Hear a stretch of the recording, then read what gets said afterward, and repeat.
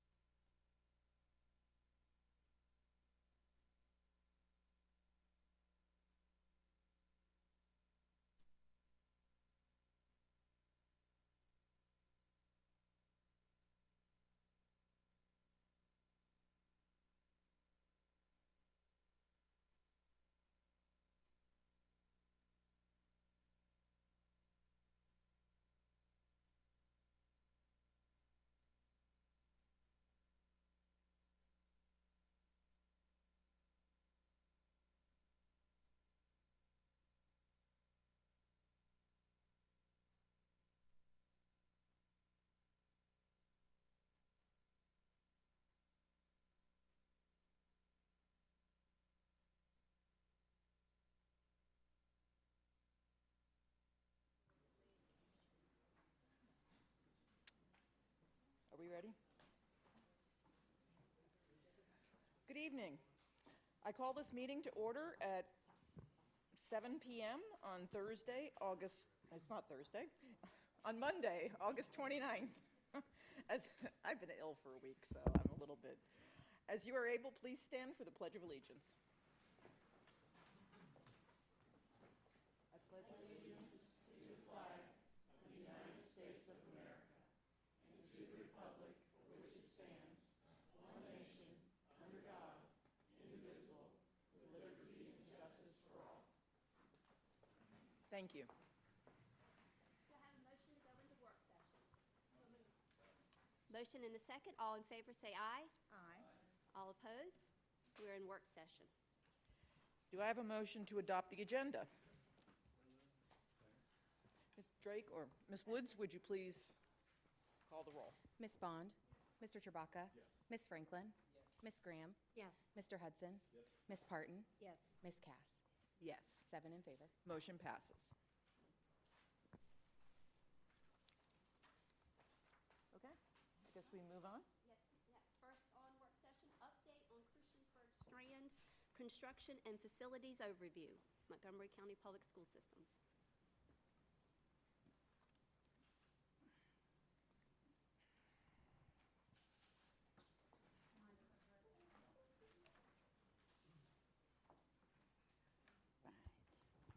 Thank you so much.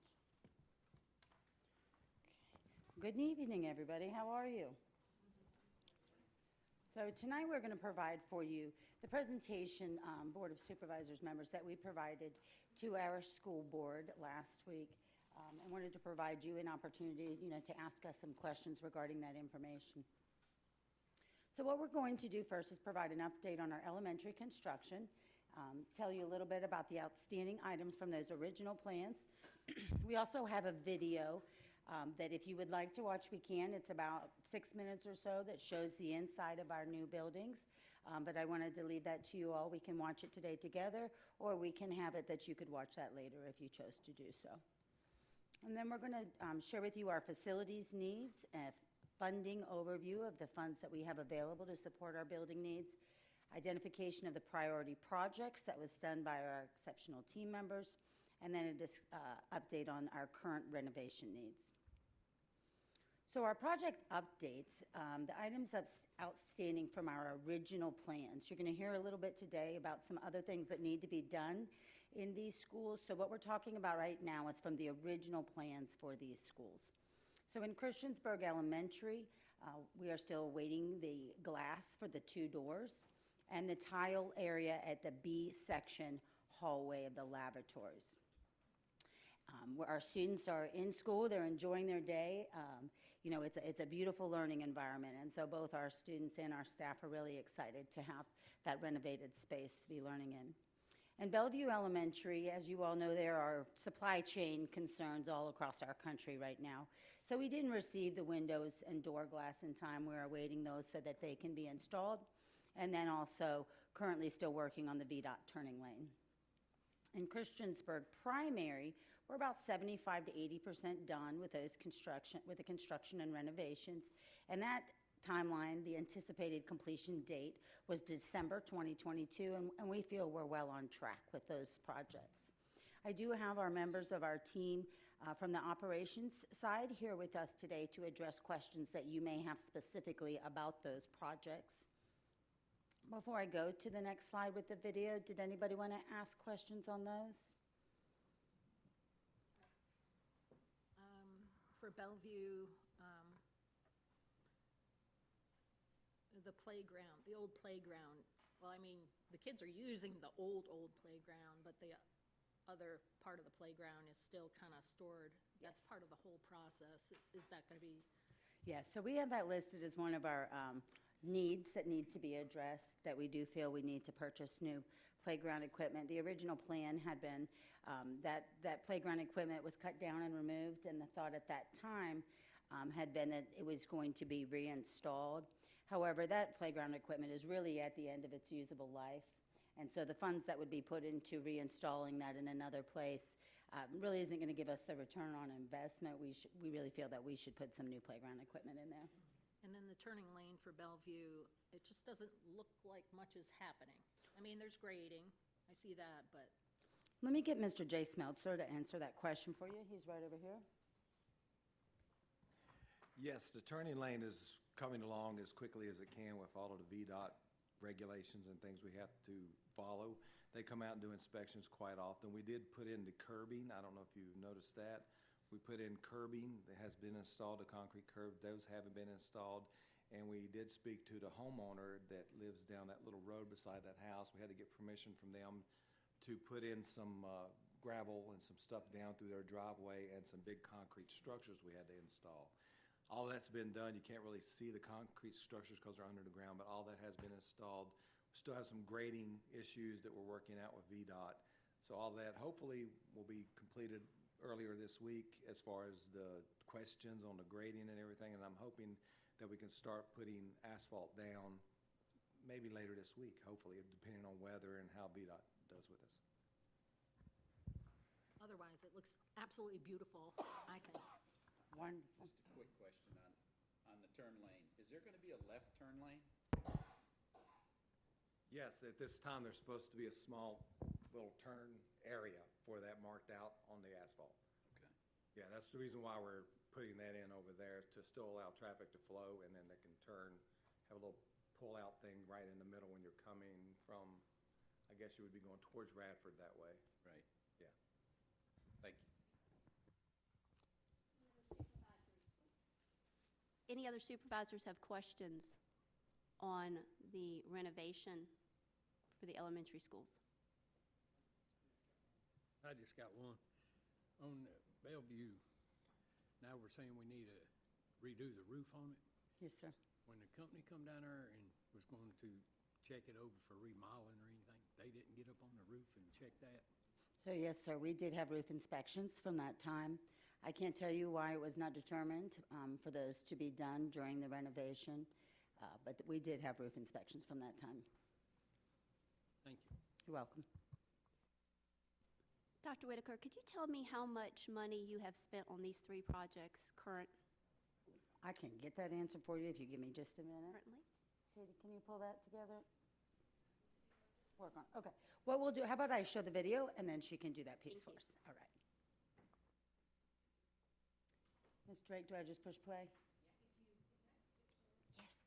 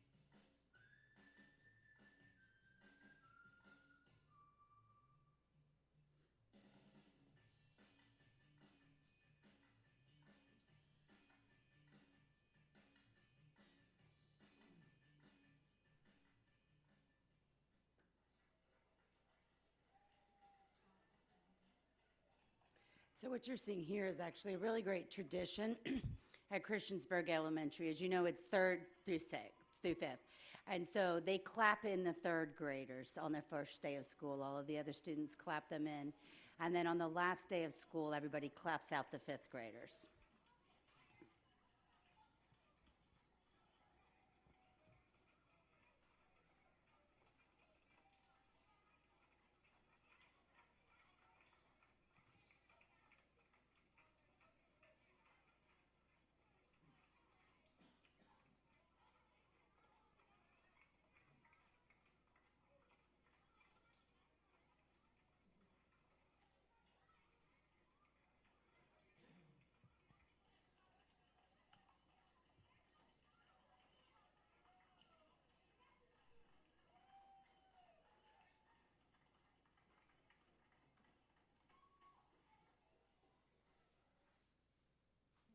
So we are ready for an awesome school year. That was exciting to see those beautiful buildings, wasn't it?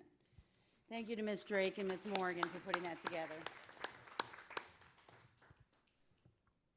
And so now we're going to share a little bit about our other facilities needs. And so what I want to do is preface it kind of with the why did this presentation happen. And I think Mr. King's question was a good introduction to that. And so when I was asked to serve as the interim superintendent, you know, I of course stepped into the role when the operational side of the house had not been where I had been spending my time. My role is, you know, typically as the deputy superintendent, and so I'm over everything on the curriculum side. And so then when, you know, our previous assistant superintendent left, then I picked up those duties as well. And in picking up those duties, I began to meet with the facilities team, and we have exceptional leaders in our facilities department. And they're here behind us. But as I began to meet with them, they shared with me very quickly some things that they thought that I might need to be aware of when we were talking about projects. I was trying to wrap my head around Christiansburg High School so that we could make sure to keep that project running. And so at that time, they kind of shared with me some other things that they thought, you know, we might want to look at and address. And so I'm going to share those with you today. Starting with a funding overview. And so the reason we're starting with the funding overview is because, as many of you are aware, we applied for funding for Christiansburg High School a little bit over $8 million. That was approved when I stepped into this role. You know, we applied for those ESSER funds and they were approved. But the problem is they have to be spent by September 30th, 2024. And as I was sharing earlier, there are supply chain concerns all across our country. And so looking at the funding for our projects through the lens of wanting to make sure that we were able to spend that money in a timely way, but also making sure that the deadlines, you know, were met.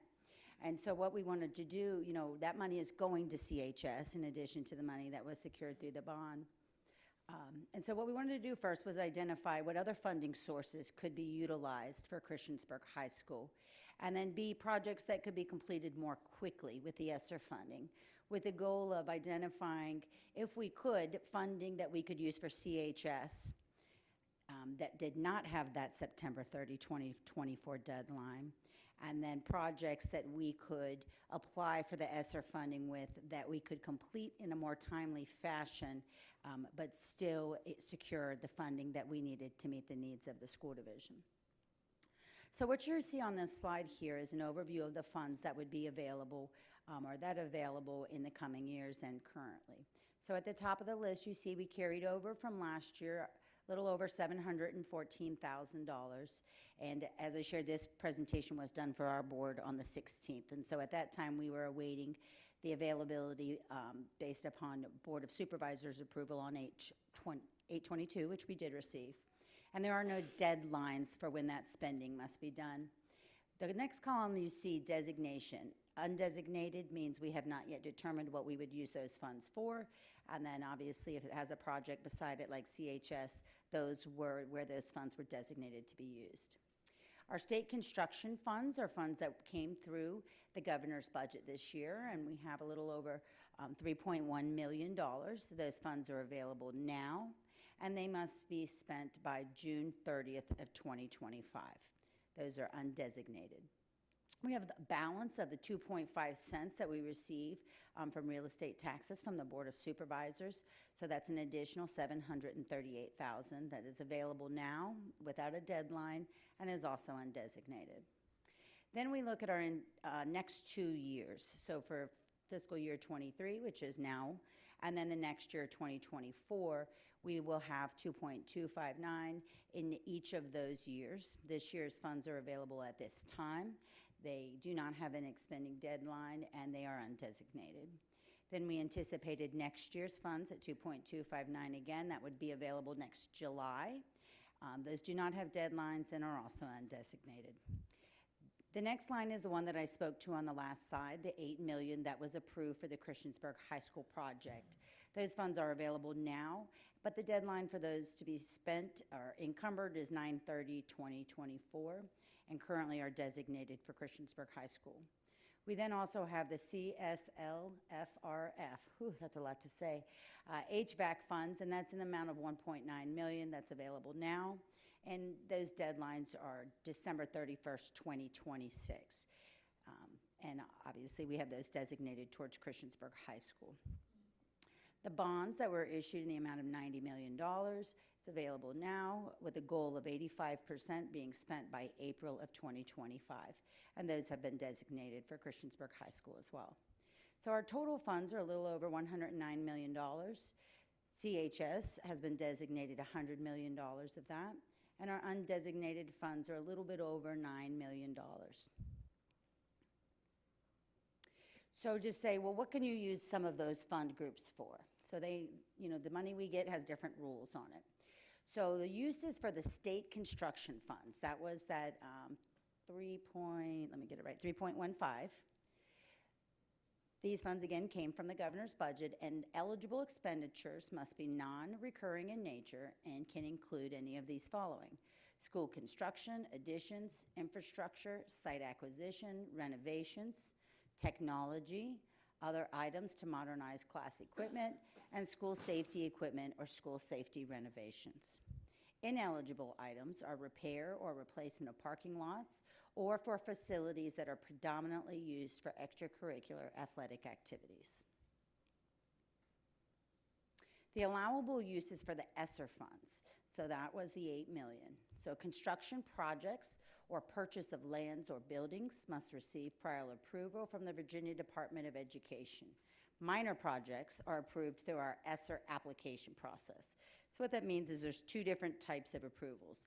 Bigger projects, like the funds we received in the amount of $8 million, the project itself must be approved by the VDOE. A smaller project that's minor, the way that is approved is we have an application, we submit it through an online system, and it's approval of that application that allows us to use the funds for those minor projects. Any allowable use of these funds under impact aid. So impact aid is a federal type of aid. So the broad federal impact aid definition of construction includes new construction as well as remodeling, alterations, renovations, and repairs under which many activities related to COVID-19 would likely fall.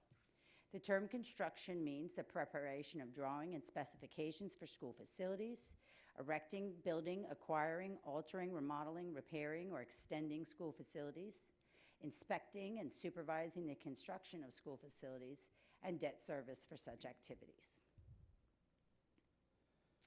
To give a couple of more examples,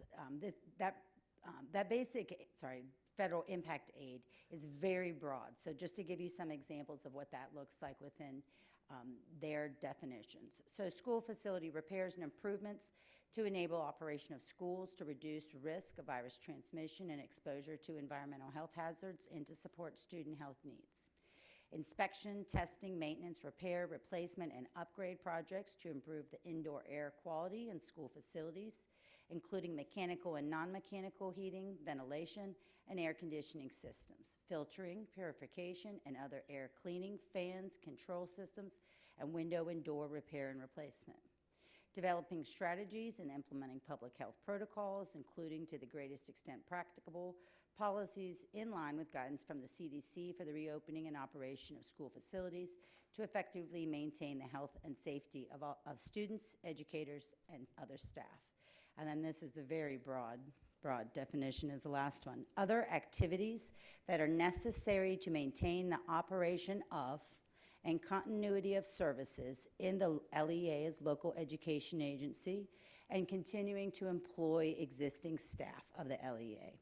So essentially that last one is things that you need to do to maintain operation of buildings and to be able to continue to provide an education to students and employees. And so in addition to the current renovations at BES, CES, CPS, and the CHS renovation, there are many projects that we have that need to be addressed. And working with the team worked together to develop two lists, a priority needs list and then a current renovation list. So the priority needs list are building needs identified across the division, and they fall into these categories: safety, roofing, HVAC, exterior, grounds, plumbing, and electrical. It's important to note that if there is an item in one of the current renovations that is a priority, you will see it on the priority list and not on the current renovation list. So we took each of those items and we looked at them in terms of safety, which was the top of our list. Again, so you're going to see items on both lists for current renovations, but if they're on the priority list, it's because we felt that they needed to be addressed first.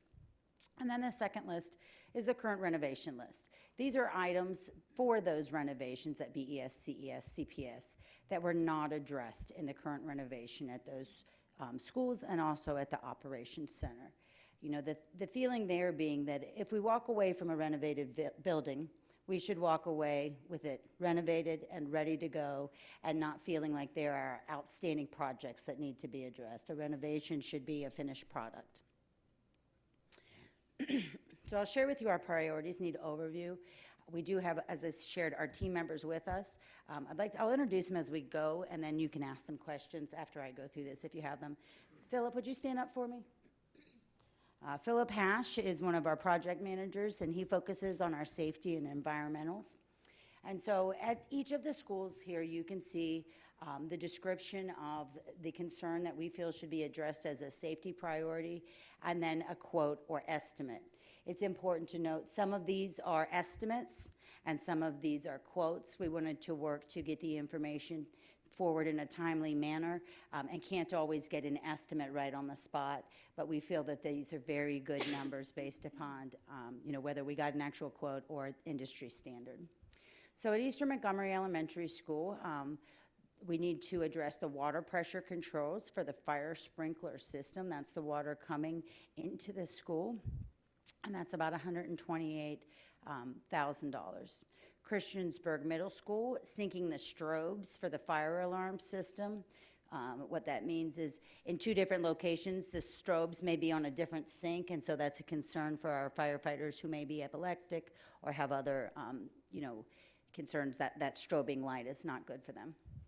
At Falling Branch Elementary School, the fire alarm system wire fault repair. Montgomery Central Operations System is replacing the fire alarm systems with a new panel at the main entrance and new devices. Those two systems are connected, and so the main system is in Montgomery Central, is in the Ops Center, and the way that those have to be addressed right now, you would go to the Operations Center before going over to Montgomery Central where their students are because of the way the system is. At Charlesville Middle School, we need to replace obsolete fire alarm systems and devices, and at Auburn Elementary, replacing an obsolete fire alarm panel. And so we can no longer purchase the pieces that we need to repair those, and so replaces for those who need it. So our total recommendations in the safety category are, a little over $239,000. Would you all like me to stop as we go through the different sections, or do you want me to continue on? Board members, you want to stop and ask each question, or would you rather to have the whole presentation and then go back and ask questions? Whole presentation. Good. Okay, continue, okay. Dr. Whitaker. All right. Another is a set-aside. I will be honest and say I selected $1 million. We worked, with Mr. Gerritsen, who is our Director of Safety, also with Mr. Hash in our buildings. In our strategic plan this year, the board has put forward to do a safety study. And so we feel that since we are doing a safety study, we need to earmark some funds to address safety needs within our buildings. And so when you see the end and the total estimated needs, we have included $1 million. Those could be things like the safety concerns I just shared with you, as well as additional badge readers for our schools, cameras, vestibules and entryways that may need to be looked at. And so this is a placeholder. It is not based on actual cost estimates, but really making sure that we set aside money to address these needs. Next are our roofing priorities. You'll see on the right pictures of Bellevue Elementary and Christiansburg Elementary School. The red section you can see is where a failed inspection report was given to us. Then there's like a mustard color. You don't see the mustard on Bellevue, but if you look down on Christiansburg Elementary along the perimeter of the building, you can see some of that mustard color there. That's poor. And then the yellow is failing and the green is good. So at Bellevue Elementary School, we need to replace the entire roof. And so that's $1.2 million. At Christiansburg Elementary School, we need to address areas A1, 2, 3, 4, and B. Pretty much the yellow, the red, mustard, and yellow need to be replaced. That's $1.1 million.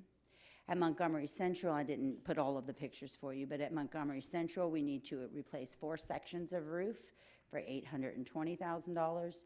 And at Charlesville Middle School, we need to install the fascia, I always say it wrong, metal around the kitchen roof exterior, and so that's $5,000.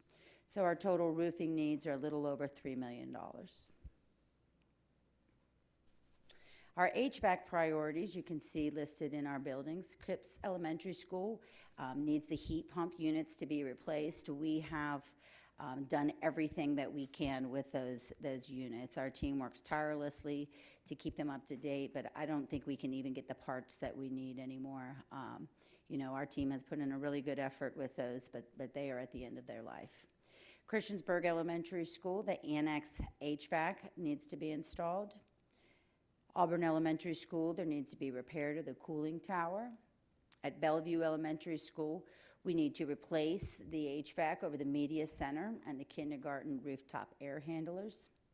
And at Harding Avenue, we need to replace 6 rooftop units. And so our total HVAC needs are $3.4 million. As building exterior priorities, we looked at those things that are outside of the building that need to be addressed, but are a part of the building. And so at Bellevue, we need to look at the kitchen loading dock. That's where our school nutrition materials and supplies are brought in, and that is the surface is not a safe surface at this time. It's crumbling. And so we really need to repair that again with Bellevue just having been renovated. This is certainly something that we need to make sure our staff are safe out there. At Eastmont Elementary School, we need to repair the leaking through the wall flashing at the roof level walls. And so those building exterior needs are $289,000. Our ground priorities. So at Charlesville Middle School, we need to repair concrete steps and sidewalk at the annex building.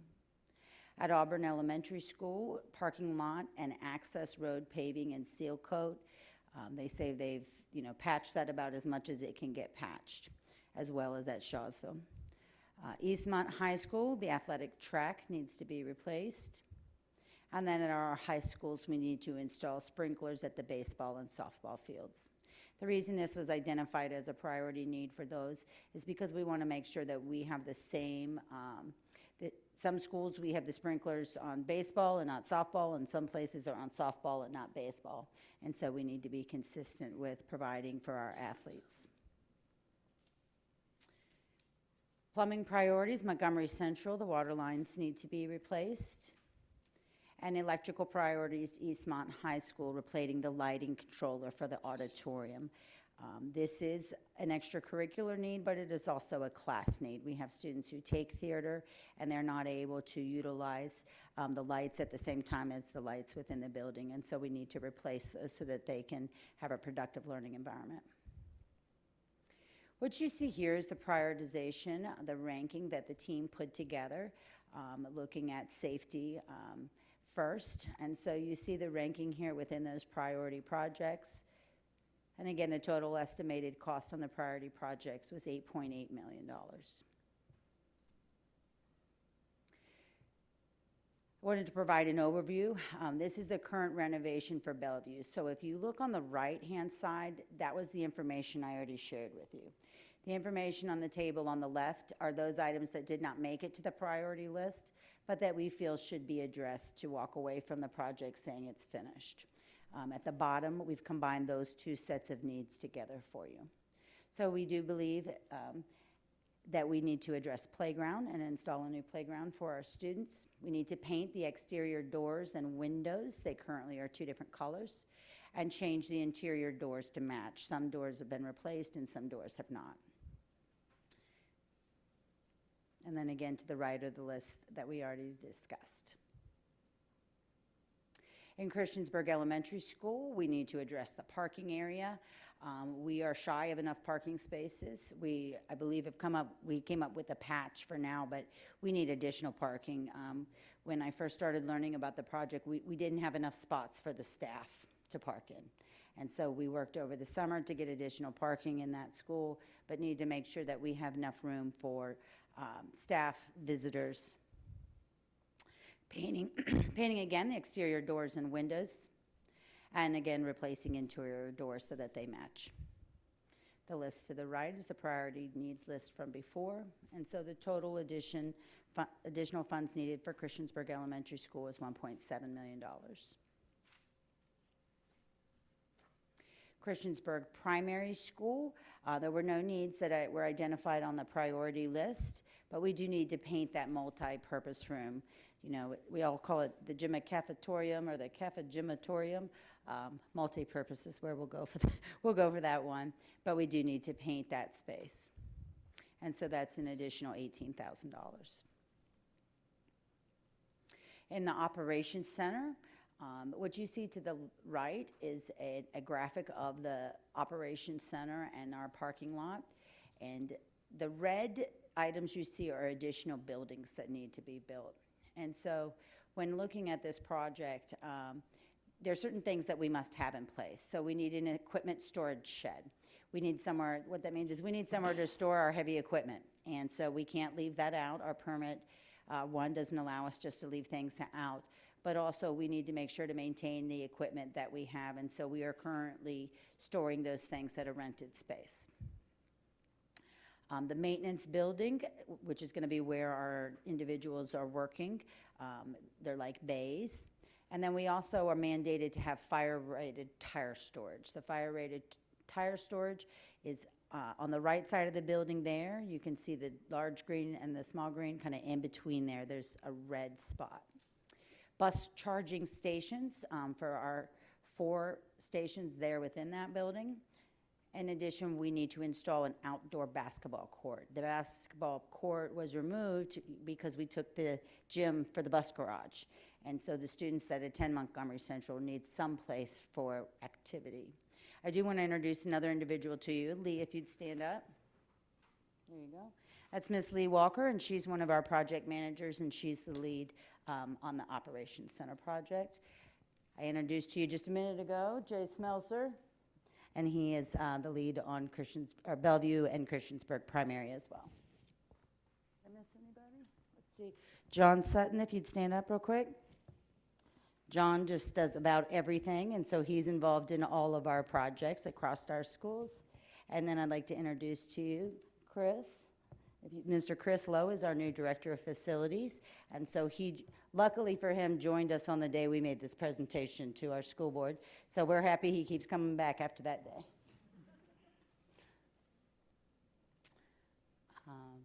And so ranking that list of current renovation needs, you can see here our priority ranking, and that's estimated at $1.2 million. The last slide that you'll see here is a duplicate of the first slide.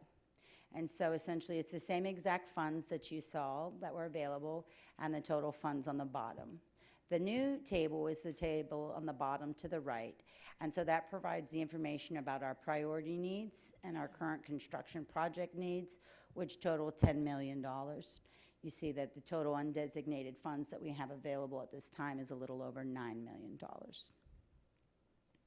And so the next steps that our board set forward for us were to work to first address our safety needs as quickly as we possibly can. Then our team began work as soon as this presentation was done to begin to look at which projects might we be able to apply for under our CARES funding so that we could hopefully secure CARES funding for some of the more timely projects and free up the local funds to use on Christiansburg High School. And so that's what our finance and facilities team were working together on right now. And I would bet there's questions. Well, I think we will just go around the room and see what questions our supervisors have and reserve the right to follow up with additional questions. Does that sound good? All right. We'll start off with Supervisor DeMotts.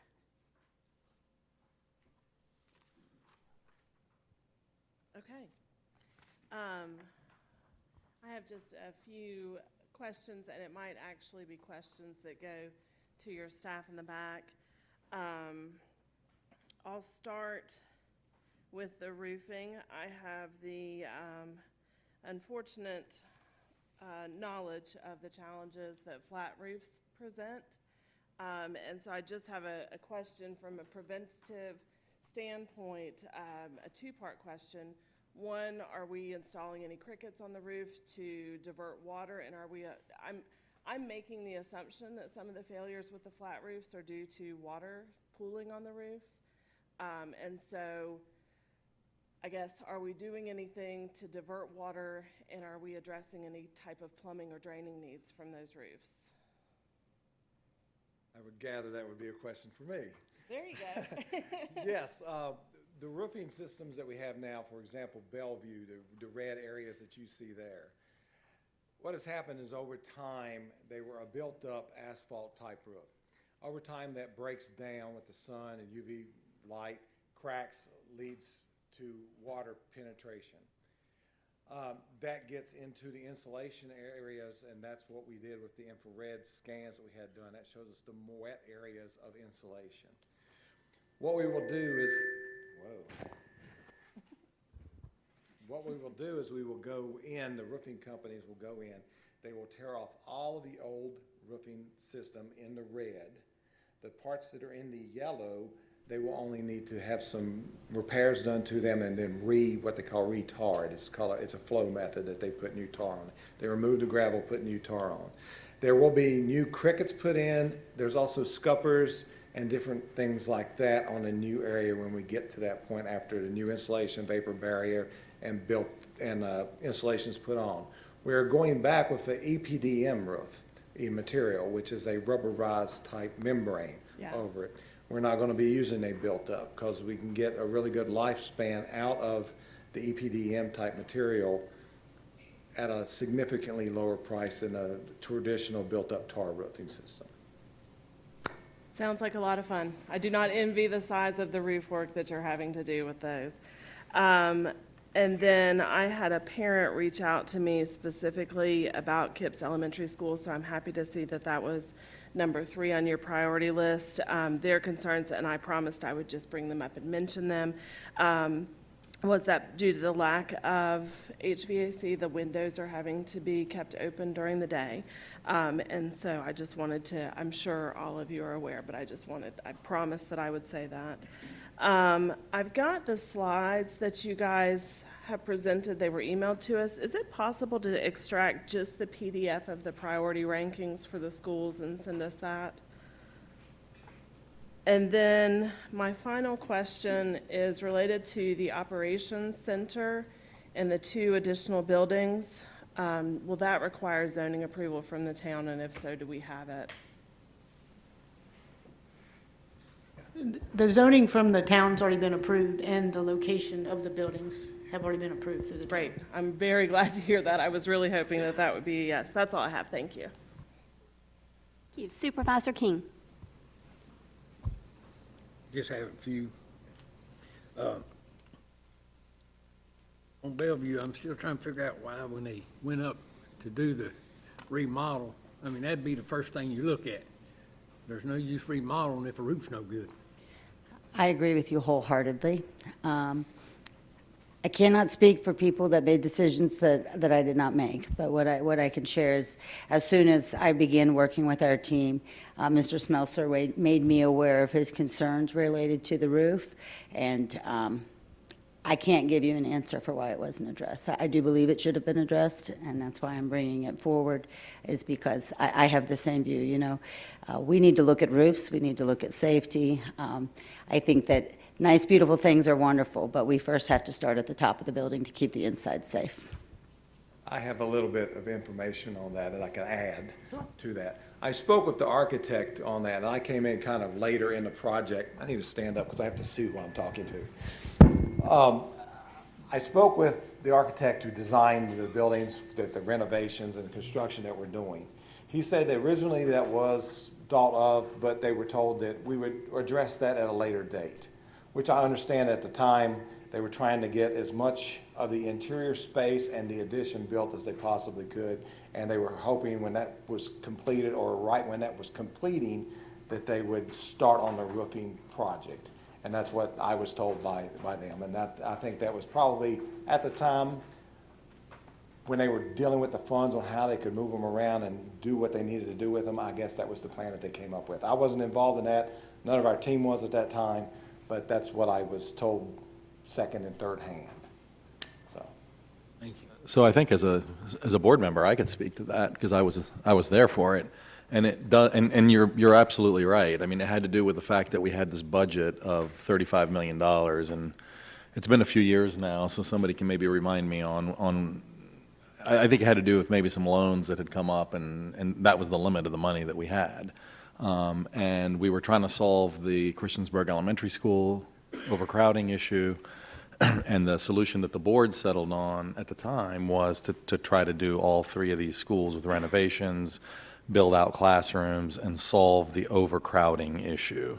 So I'm fairly certain that they looked at the roofs, which maybe at the time were maybe fair instead of poor or bad, and they said, well, hey, we can, for $35 million, we can do this, and then we'll essentially kick the can down the road on the roofing. Now, I don't think that specific of a decision ever came to us as a board, because I think I agree with you, Supervisor King, that your roof's the most important thing. You start there, right? But these sometimes, I mean, I think that, you know, when we do, I hate to keep using this term, but when we kick the can down the road sometimes on some of these renovations and building projects, you have to make decisions you don't necessarily want to make, and sometimes it works out, and other times I think it doesn't. And I think in this case, it's, you know, I would probably say this isn't working out as well as we would have liked, right? But thankfully, we have some funds to take care of the roofs before it gets worse. So can I add a little bit to this? Because I'm very disturbed about how this has played out. That study was done in, I believe it was 2017. So folks were well aware that far back before we started renovations, that roof was critical. And I don't care how much room you want to get under the building. If the roof is not right, it should have been taken care of. And as Mr. Chewbacca said, that was not put in front of this board, that was an issue that needed to be taken care of when the renovations were put in front of us for us to approve. Again, cannot say why that did not happen, but for it not to happen, I can't sit here and say that was kicking the can down the road. No. As far as I'm concerned, you put every child and staff member and every parent who walked into that building, newly renovated, at risk because the roofs are critical. They have failed. There's a lot I could like to say about this, right? But to say we needed to see what we could do about overcrowding, that's true, but you take care of a roof. With the history that we've had in this county, you take care of a roof. That's all it is to it, and why that did not happen. And unfortunately, I can't get those answers now because folks are no longer with us. And I don't believe we saw these pictures before. These are something that Ms. Whitaker unearthed in her research when she took over for the other assistant superintendent and started talking with the individuals who worked with that person. And they were not involved in any of the decision-making item. Or planning, or anything. Raising questions and not being allowed to. I will share one recommendation I made to the board as well, is as we're working, we're doing a master facilities plan study as well this year. That was supposed to be conducted last year, but was not. There was a project put together, I believe started the day I was appointed interim superintendent. And so this team worked very quickly once they were asked to, but they were not given the time needed to complete a real facilities study. So we are doing that this year. But the recommendation I made to the board as well is that we come up with standards based upon what we expect to see in renovations. In my thinking, things should outlive people. There should be systems and processes in place that whoever walks in is able to pick those up and then ensure that those are followed through. So that's a recommendation I've made to the board as well, and something that I would think that you would see in our master's facility plan coming forward, are what are the things that this board feels are important to address every time we have a project, and how are those prioritized? And roofs should be the number one. One more question. The Eastmont Elementary School, the fire suppression. I believe that's been going on since 2019 is what I was told. Yes, Mr. Hash, can you speak to that? Yes, while the system it's functional, we noted changes in the static pressure that has an effect on, or it has a reduction on the effectiveness of the sprinkler system. So we are working on solutions to bring it back to what it should have been at the design levels. But it was noted in 2019 was when we started seeing the changes in that static pressure. Yeah, I know you got 92 going in. What's your static pressure on it now? We looked at it today at the riser. I believe we were at 105, and that fluctuates some with temperature, of course. But we need, the design static pressure is 125 is a minimum that we need. Thank you. Supervisor Shepherd. Yeah, I wanted to add a little bit to this conversation about the maintenance. And I know it's nobody here's fault, but I remember a meeting that we were having and some of the school administration was at. And we, Mr. Tuck and specifically went into detail with the administration and saying we need to stay on top of the maintenance. Kipps Elementary, the HVAC system was one of the things that was mentioned at that time, and I think that's right around that 2017 that you're talking about. And I think some of the roofs were mentioned as needing to be addressed soon at that time. So I don't know how or why that fell through the cracks for so long, but that's a shame. But anyway, so to the gentleman back in the corner, you said that you wouldn't need as much work on the yellow parts of the roof. So with what they do to that part of the roof, how will that compare in the longevity of life compared to the new roof? What will happen is the sections that are in the yellow, they will go in, and what they do is they remove the stone that's currently there. They go in with a hot tar application after they fix the curbing and any type of gutters or anything that they have around equipment and everything else. And then they reapply the gravel area. What the gravel does, it protects the tar from UV lights. That's its only purpose, really. Once that is done, its warranty will be the same as the EPDM roofing material that we have. the new system that we're putting on. So they'll both be kind of concurrent at that time.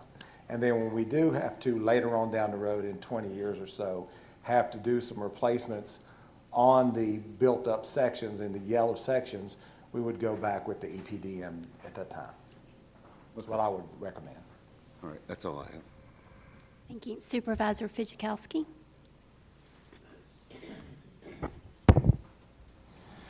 Yeah, I don't think we can pile on enough about the roofs. When we talked about these three schools and we talked about remodeling, we kind of understood that when you remodel, it's done, it's finished. Everything is like brand new again, and we start over. My big question, I guess, would be, what changes have you implemented so that this information is communicated amongst every department? I mean, I would think every department would know, especially if you're a principal of a school, you would know that your school needs a roof, and nobody's talking about it while they're renovating it. That would be a good time to bring it up. Because when you throw these numbers at us, I don't know where that money's coming from. So that's what I would like to know. What changes have you implemented? Sure. You know, I think if you spoke to our team, you'd say things are very different today than what they had been. The first change was bringing the individuals who have the knowledge into the same room and having them sit down and have conversations. Our team, the individuals you've been hearing from tonight, we're not brought together in meetings to have discussions. We meet once a week for at least 2 hours to talk about our current needs, our projects, where we are, and I get an update from them every single week on that. In addition, we have included communicating with our principals, one, about these things to make sure they were aware. We want to make sure they know before it went out to the public. But then also developed, when we have project teams, we have to make sure to include both sides of the house. We cannot be divided and have an instructional side and an operational side. We depend upon each other. And so we have said that moving forward, we have to have the right people. Number one, you have to have a team. Nobody can make these kind of decisions in a silo. And so bringing the right people to the table and ensuring that we have the experts with that field knowledge, as well as the individuals that know what it takes in a school, because schools operate a little bit differently than other organizations. And so bringing the people who can think about the children and the staff's perspective to the table. So those were the immediate things that have happened. But again, in terms of long-term, it's been my recommendation to the board that we put into place in our facilities plan specific standards that we should uphold and have timelines and schedules for when those things are reviewed. You know, this is public information, and so we need to be bringing this information forward and sharing it. And so setting those protocols into place is, for me, the way the long term is going to happen, is to have those standards. And so that facilities plan that we're working on for this year will include those components. I feel like it's like November already, but it's still just barely September. But, you know, as soon as we are able to, we will get started on that process. I just have not been able to move the team towards that goal until we get some more staff on board. Can I respond to that also, Supervisor Fidzikowski? It's Fidzikowski. Fidzikowski, I'm sorry. I grew up with somebody named Fidzikowski, so sorry. So I would just look at that, I would answer that in a little bigger picture, is that changes is in leadership. And it has to come from the top down, and Annie has done a terrific job in her interim role of stepping in and being a leader, and as we go forward and have a new superintendent who will continue to provide that kind of leadership, that's what's necessary. People who are leaders and who are open communicators and people who share information and who are willing to go in there and really, find out what's going on and to work as mentors for their teams and allow them to be part of the decision-making process. That's the changes we're going through right now that I think are ultimately going to make a very big difference for us. My last question is on Charlesville Elementary.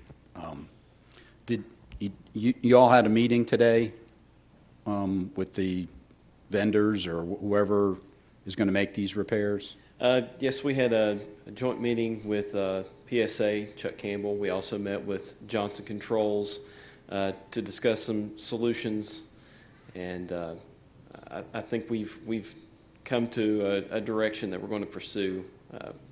We'll need to work with some engineers in order to address it at this point.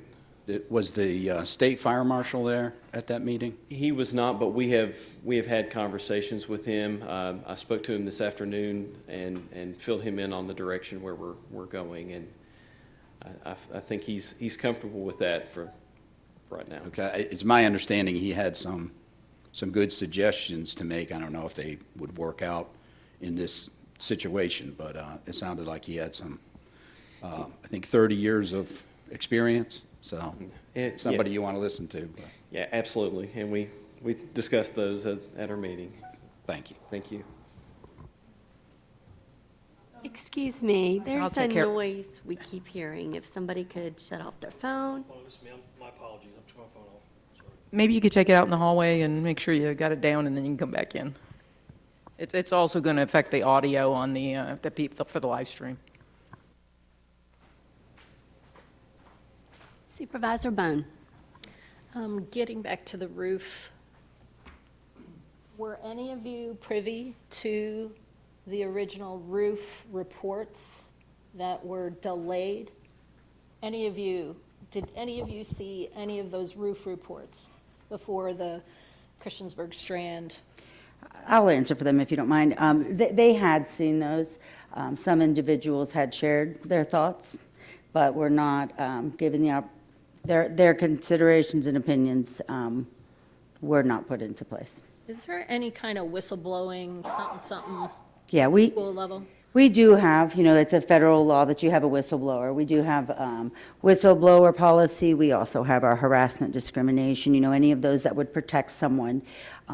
We certainly can do a better job communicating the things that are available to staff members, but we do have those policies in place. Okay. So we can have all the policies in the world, but if we have folks who don't feel comfortable because they have been told, be quiet, I'm not going to candy coat this, right? We have to have systems in place where employees have trust that if there are things they bring forward, there will not be retribution. They will not have to fear for their jobs because they want information that needs to be shared to be shared. And this is what was not happening. These folks were not allowed to do their jobs. And it's sad that some of them didn't even sit in the same room with each other. With all the projects and things that we have going on in this county, we're not even allowed to meet. So when you talk about working in a silo, that's exactly what was going on. So when Annie came on board and started pulling people together to be able to piece together what has been going on, what has not been going on. So let's just, I don't want to take your time, but so at Charlesville Middle School, there are bats. We went into more detail in our meeting about the issues that were going on, but there are bats that have to be caught, which means if there's bat, there's guano. And that situation is over top the kitchen. And no one thought that that was something that needed to be taken care of as soon as it was found. Yeah. Not no one. Yeah, right. No, there are people who Right, there thought are it was. The Yeah. decision makers didn't. Right. That sprinkler system, I have not been able to sleep ever since I got knowledge of that, because we don't know what may happen, that the pressure is not right when it is needed. The safety panels in these other buildings related to the fire systems, 15,000, 30,000, 20,000. Come on. Those are things that should have been addressed as soon as we realize can't fix it anymore, can't get the parts, we need to replace it.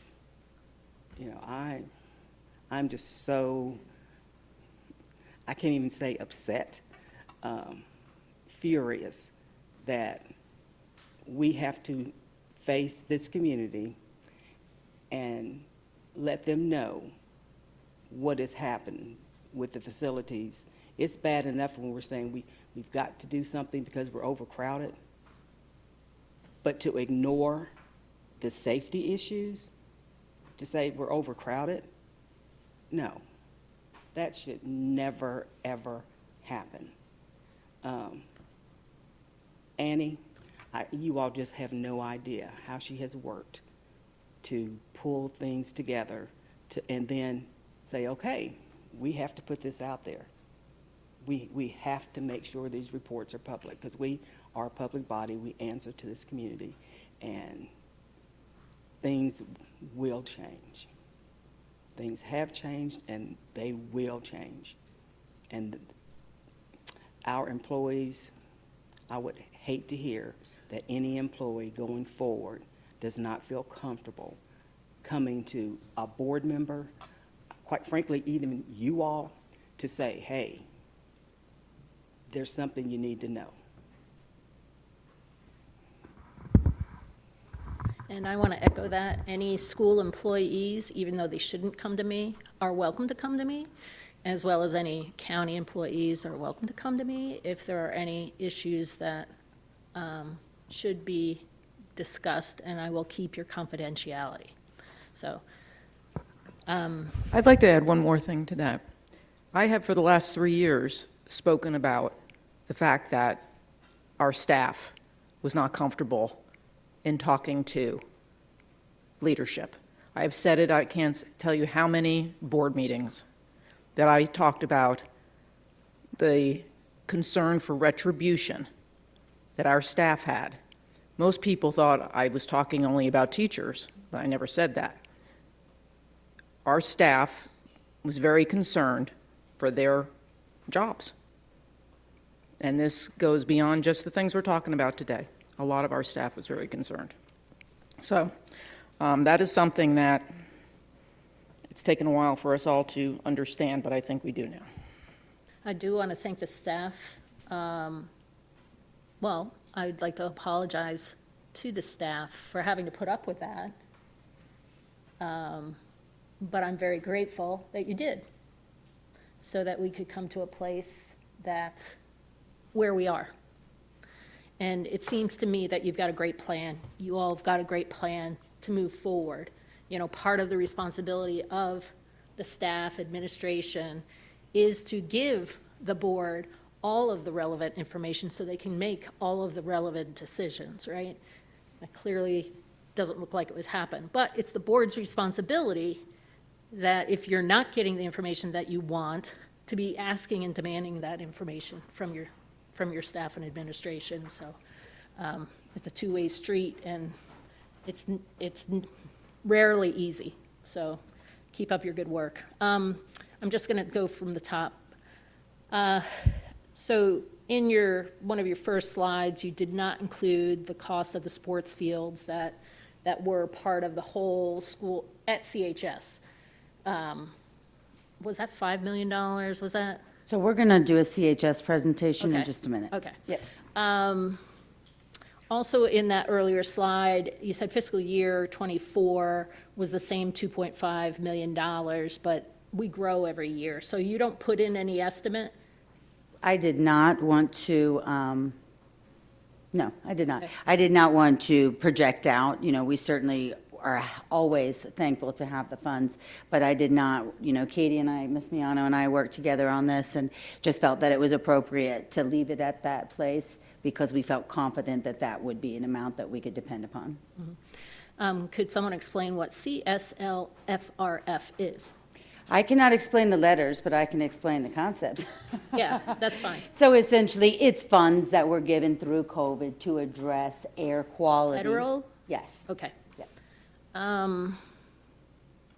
Katie, is there a way you want me to say that differently? Okay. I have no idea what a wire fault is, other than it's broken or it skips or something. Is that true? Yes, we've got an issue with it's a device, an alarm device that's in a vault that basically, it's a tamper switch. So it tells you if someone's messed with or has adjusted the valve to the supply side. And I gotcha. That's enough. yeah, sorry.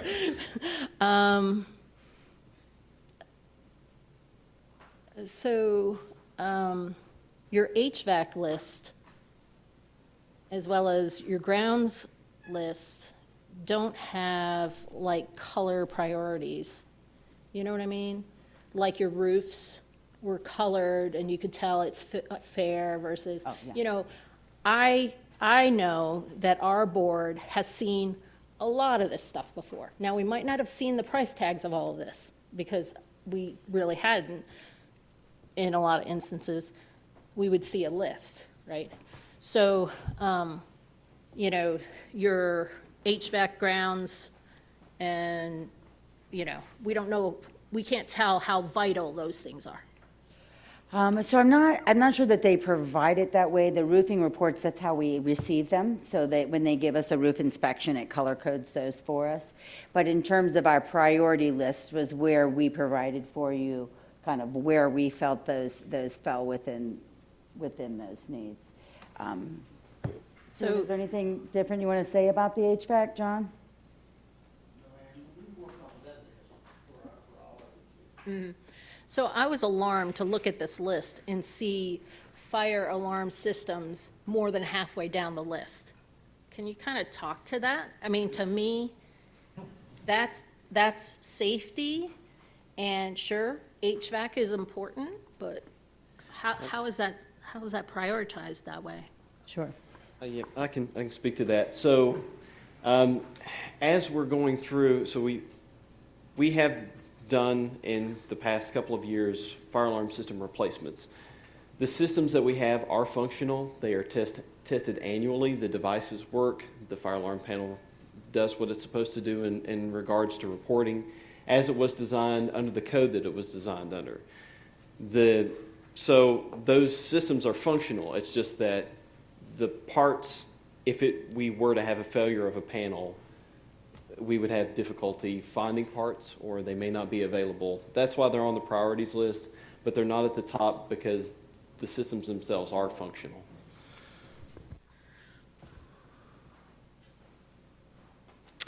So what you didn't do was tell us that the 3 elementary schools and primary school, what you're saying is that the safety or the roof and the priorities for those schools to get them all done, those tasks weren't included in the original budget. Correct. And have you spent every penny of the original budget on all those schools? Katie she was pulling those numbers, but we're pretty close on it. Mm-hmm. Okay. Katie, you want to? So I think Chair Blevins had asked for the amount spent on each project. So break it down between the amount spent, the amount we still have encumbered. I believe I have a balance as well. On all 3 projects to date, we've spent $30.7 million. We currently have encumbered to finish those projects $5.4 million for a total of $36.1 million. And we have roughly $1.2 million that's unencumbered as of right now. Thank you. The bus charging stations at the operations center, I seem to recall that that grants were going to be gotten for those. Is that true? Sorry. So Lee is working on our bus charges. So the grants covered the equipment, the actual charging stations and dispensers, but we need to install the conduit and the wiring to connect the charging stations. And the conduit costs how much? That was an estimate it was 100,000.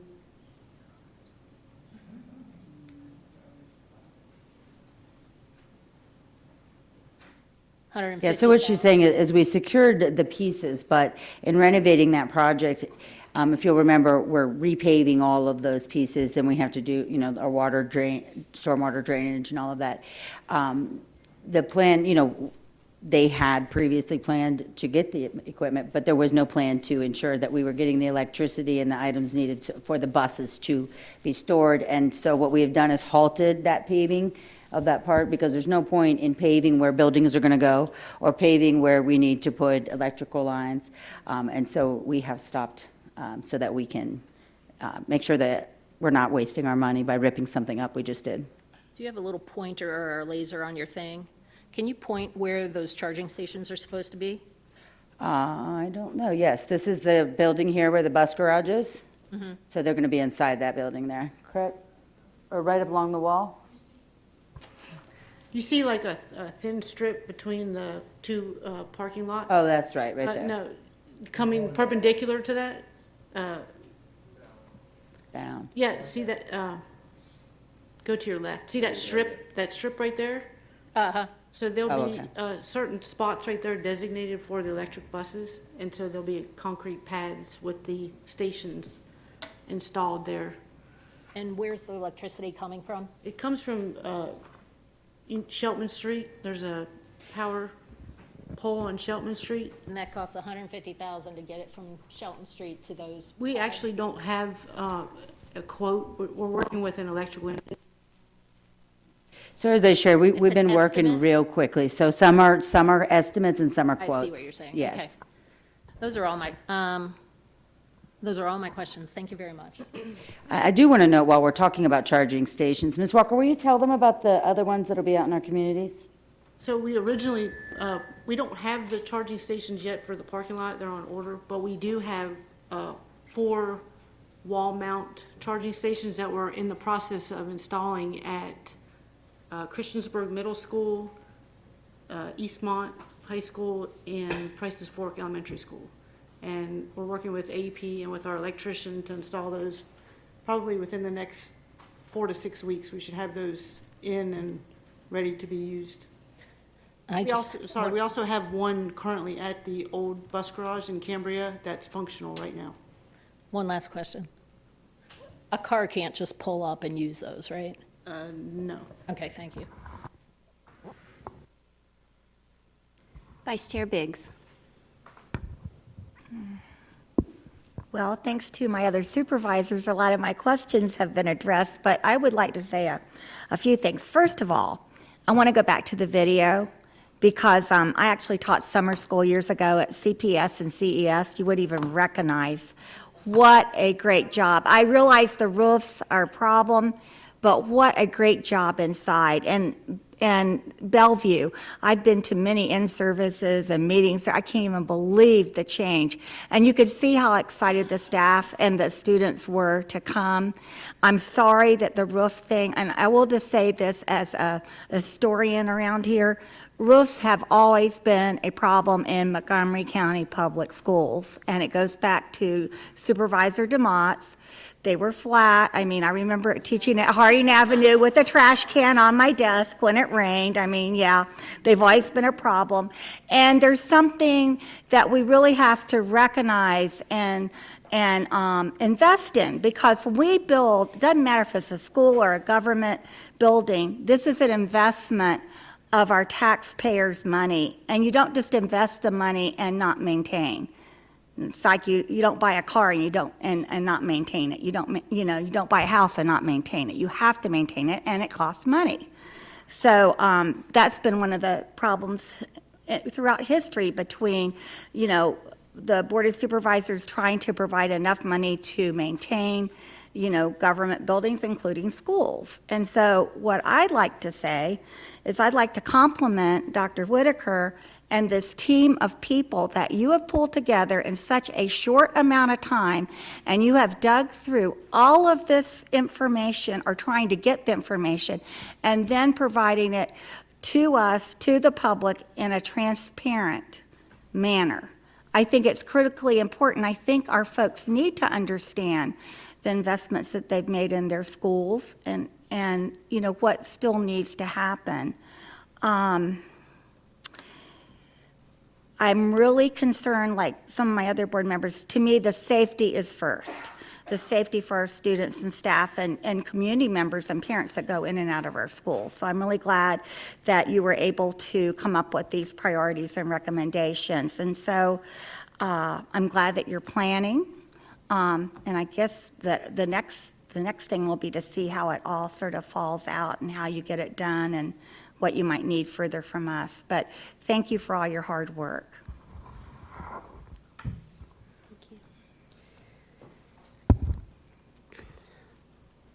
My thoughts and feelings are along the lines of School Board Member Franklin.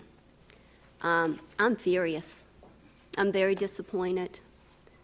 I think all of us are disappointed to hear of these emergency critical condition needs.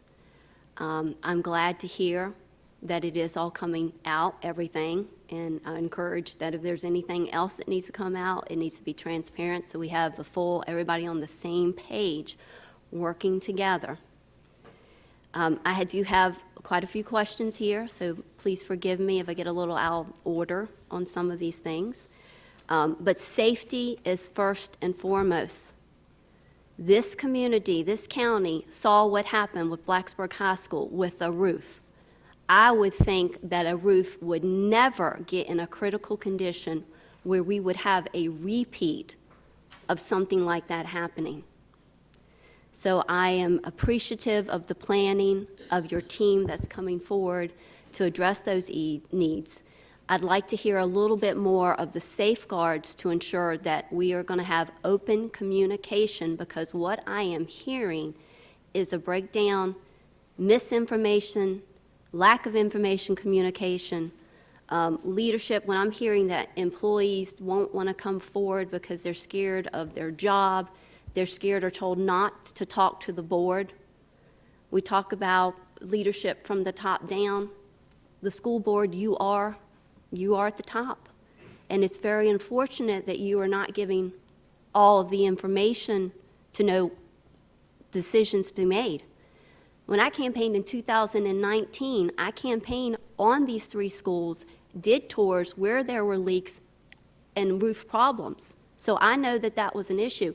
Never in my wildest dreams would I think when we're going to spend $33.5 million on renovations for 3 schools, when that was a huge debate back then, whether we're going to build new schools and how we're going to fund this and overcrowding. Never in my wildest dreams would I think you wouldn't make sure the roof, the foundation, is secured first. That is a safety issue. And I know everyone on this board, both boards, realizes that, and we want to make sure that our children stay safe. But then to hear that there are sprinkler issues with pressure, I listened to that first presentation for the school board. Ms. Franklin, you said, are you telling, quote, paraphrase, are you telling me that if there was a fire, those sprinklers were ineffective, weren't working, wouldn't put the fire out, save the kids' lives or the building? I'm sorry, that's unacceptable. When we're talking about over $200,000 to address some of these issues, that should have been a priority number 1. And to hear that you've heard about it from 2016, there is a complete disconnect. So I want to move forward to make sure we're ensured that the school board also is, you know, I don't know what your protocol was before, but obviously there's been a great breakdown in leadership and protocol, that you have a disconnect, that your own employee that knows something is not right and is fearful to come tell a school board member, or only tell one whoever supervisor, and not that information be shared. There is a total disconnect there. I don't disagree with you, and I think we all know that, and I appreciate your concern. I think all of us are very concerned also, and I don't think you need to tell us that there is a breakdown. I think I think everybody gets the drift that a lot of changes have happened in this past year. And there's reasons changes have happened. And we can only do so much, so fast, to try to make changes and make a difference. It takes time. It doesn't happen overnight. And it takes sometimes unearthing of information that you didn't know about to make it happen. I think everybody on the board, had we known any of this information, would have dealt with it much differently. But, and it's taken time to realize that there were some real leadership issues. So, I appreciate how angry you are, because I guess I've been this angry for several years. I've been angry since I've been on the school board, basically. And I get it. But sometimes it takes time to figure out exactly what's going on. So I don't mean to interrupt, but I do want to make it clear. I kind of feel like I'm getting lectured, and I think we're all kind of, we know, we get it. Well, and if I may, I've been on the board 16 years, and there's always been a critical list. There's always been things that emergency need to be fixed. This isn't just something that all of a sudden happened. Now, the roofs, yeah, in 2 buildings. 1, no. 2 of them, which is too much, and I understand. But when we talk safety, anybody who went through CPS, what a big safety hazard. The pictures and the video, for those who haven't been in CPS, probably thought, oh, we'll paint and we'll this and that. No, there were no walls. When I went to my granddaughter's Valentine's Day party, when she was there, they said, go down to that bulletin board, take a left to the next bulletin board, go. What a safety hazard. If we want to talk about safety, I mean, somebody could have come into that school and just wiped everybody out. There's not a wall anywhere. So we did fix that. And when you're on a limb, not to make excuses on things that should have been fixed, but when you've got a limited amount of money, and we had 3 schools to renovate, which doesn't fix it all. It just fixes some of it. They weren't new schools. They were renovated. And, so you take things and you try to do the best you can with what money you have. Now, that doesn't excuse what happened with the roof, and I understand on 2 of the buildings. But I agree. Like I said, for 16 years, we've always had a critical list. There's always been things fixed, and unless I misunderstood, I don't think that the sprinkler system wouldn't work. It was just getting to the situation that it needed to be maintained. But I don't think that it was said that it wouldn't work. No, he didn't. He did not if say it wouldn't work at all. Yeah, that it's still workable. Okay, so Jamie, the pressure is low. I understand. The system is needed. I understand. They only spray this much, and they should be spraying this much. Right. That's a huge issue. Oh, I understand it's a huge issue, but I do think, but it made it sound like it wouldn't work at all, and I don't think we want our public to think that it wouldn't work at all. So even though it's emergency and needs to be fixed. But like I said, the 16 years I've been on the board, it's always been critical needs. And you all know that. There's always a critical need list. But the things we have done in these buildings, opposed to the horrificness of the roofs, we've got some good renovations that have taken place that are going to be great things for our students in those buildings, especially CPS, that they have walls now and rooms and to help their educational, abilities. So. Right. Thank you. Sherry, I don't mean to interrupt you, but just a couple of years ago, I made a public statement to our employees because I was repeatedly hearing, don't use my name, I'm scared of retribution, and I publicly said at one of our meetings, if there is anyone who feels that way, please come talk to me and it will be addressed. So yeah, this was bigger than what we even thought it was, when it is affecting some of our senior staff. It's much bigger. And the video, it was wonderful. What we've done to those buildings to make it a better environment for students is wonderful, and we're going to celebrate that for many, many years. But to not want to talk about what has happened with these roofs and these systems that are huge safety issues, so that we don't repeat it and that we have things in place so it is not repeated. It's a conversation we have to have. It's a very frank, honest, public conversation that we have to have to make sure that the community understands we do value their safety. Thank you. And the video, it was great to see all the kids and the smiling faces, and I know that you have made renovations. The point is just that, as Ms. Franklin said, we need to make sure we get the foundation and the safety concerns addressed first.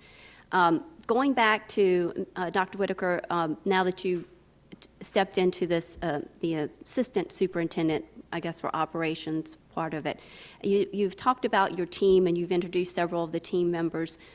Who was in our last joint meeting, we were given a presentation and there were team members and stakeholders there. Did that team just dissolve, or in the beginning with the overall process from October, this board was presented at a joint meeting, stakeholders, team members that also included teachers. So I'm not sure where that is all dissolved, or was there a breakdown? Just on trying to get a timeline.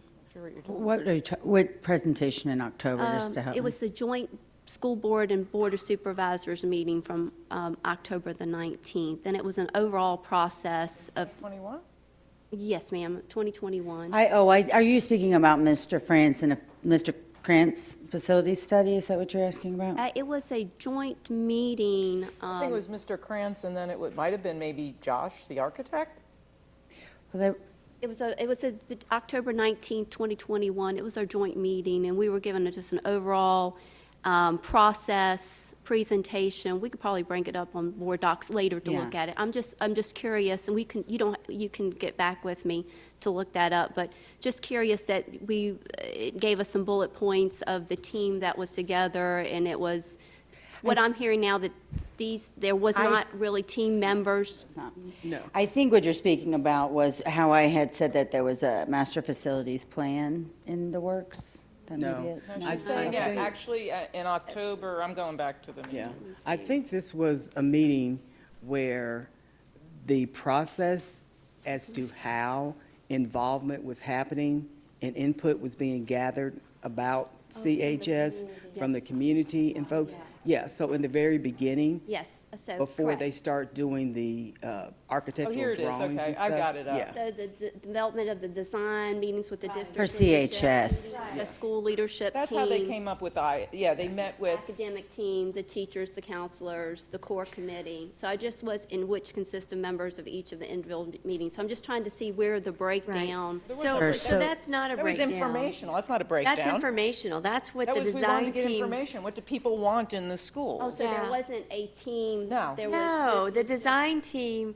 met with community members, asked them to come to the school. We've done it for every renovation addition that we've done. So We've there met, was- we've had the teachers there, whoever wants to come and be a part of that, to give input on what they think is important for that school.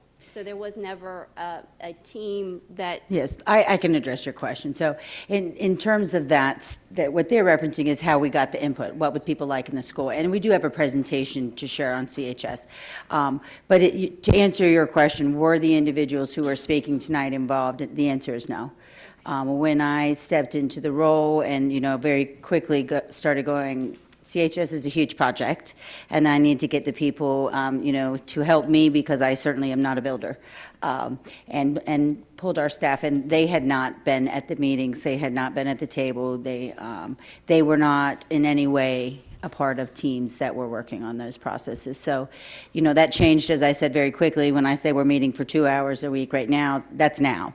But, I've been in this role for about 5 months and doing all three for, I don't know how many, 3 or 4 months, I'm not sure. But from that point, when I was asked to pick up those duties, they have been involved at every, we are in meetings, we're working with architects, we have the team at the table, we all meet together. And so from that point, we have had the team included, but they were not involved in CHS before that time.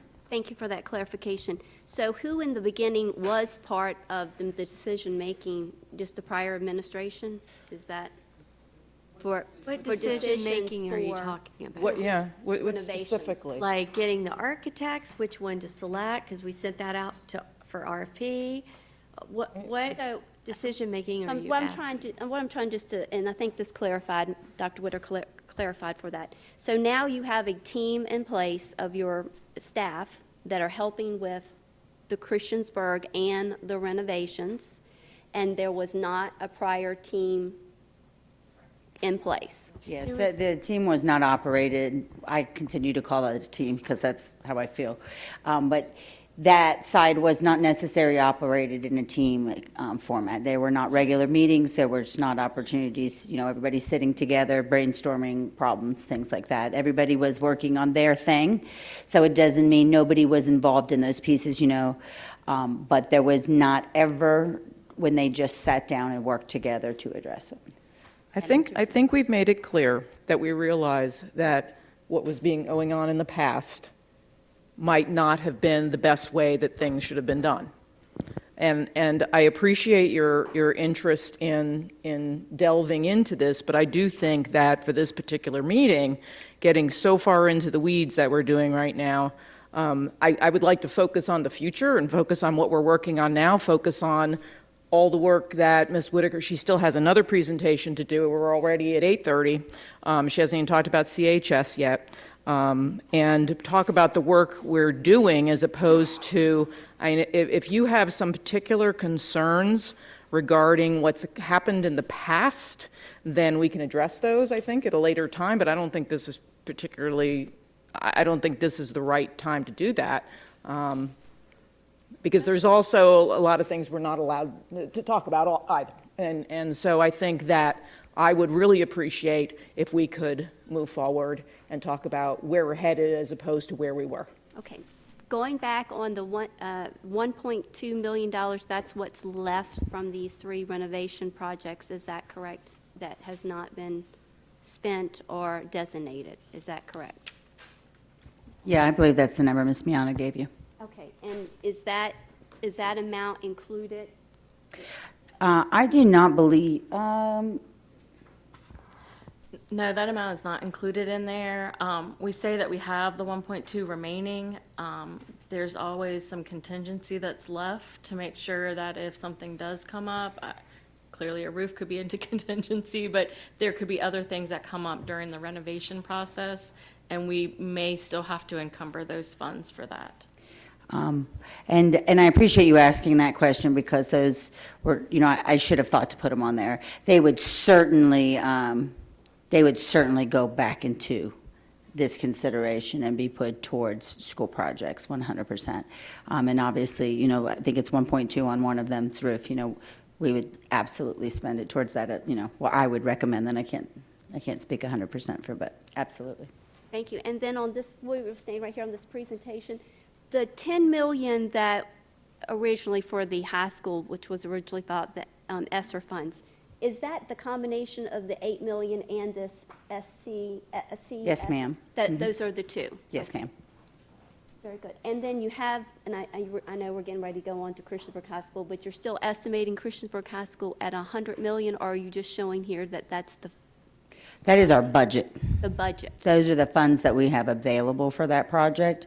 It is well over that at this moment. We're working on not the renovations, but the revision to the plans. But the $100 million is what we have allocated for the project. And we're open to any contributions.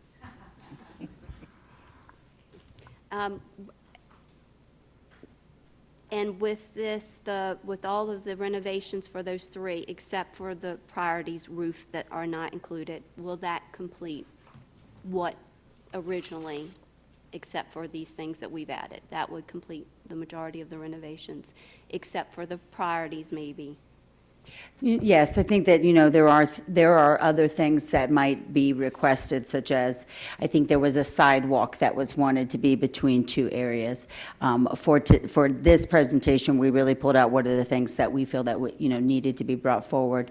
So I wouldn't say there wouldn't be other things at some point, but we really tried to, bring forward those that are prioritized, that we felt we just have to do that. Or the project has to be completed, but I'm sure if you asked someone, they would say, hey, I think this piece should be done, or this piece should be done. But overall, yes, that's what we believe we need to do for the projects. And just one last thing, on the operations center, the over 900,000, will that complete that center? That will complete everything? Let me get to the slide before I quote you on numbers, because this one here. Yes, ma'am. Yes, let me make sure from the team they didn't see anything else we needed to address. Yep, they feel very confident that that will complete that project. And do you know the total amount that was spent on that entire project, the operations center? Yeah, give me just 1 second.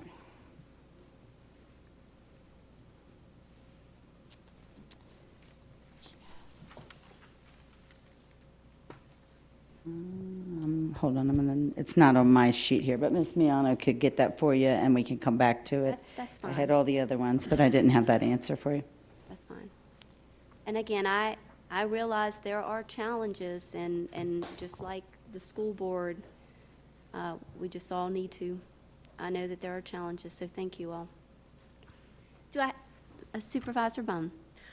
Could someone specifically describe what would happen if there was a fire in that Ryerner school with the lower pressure water?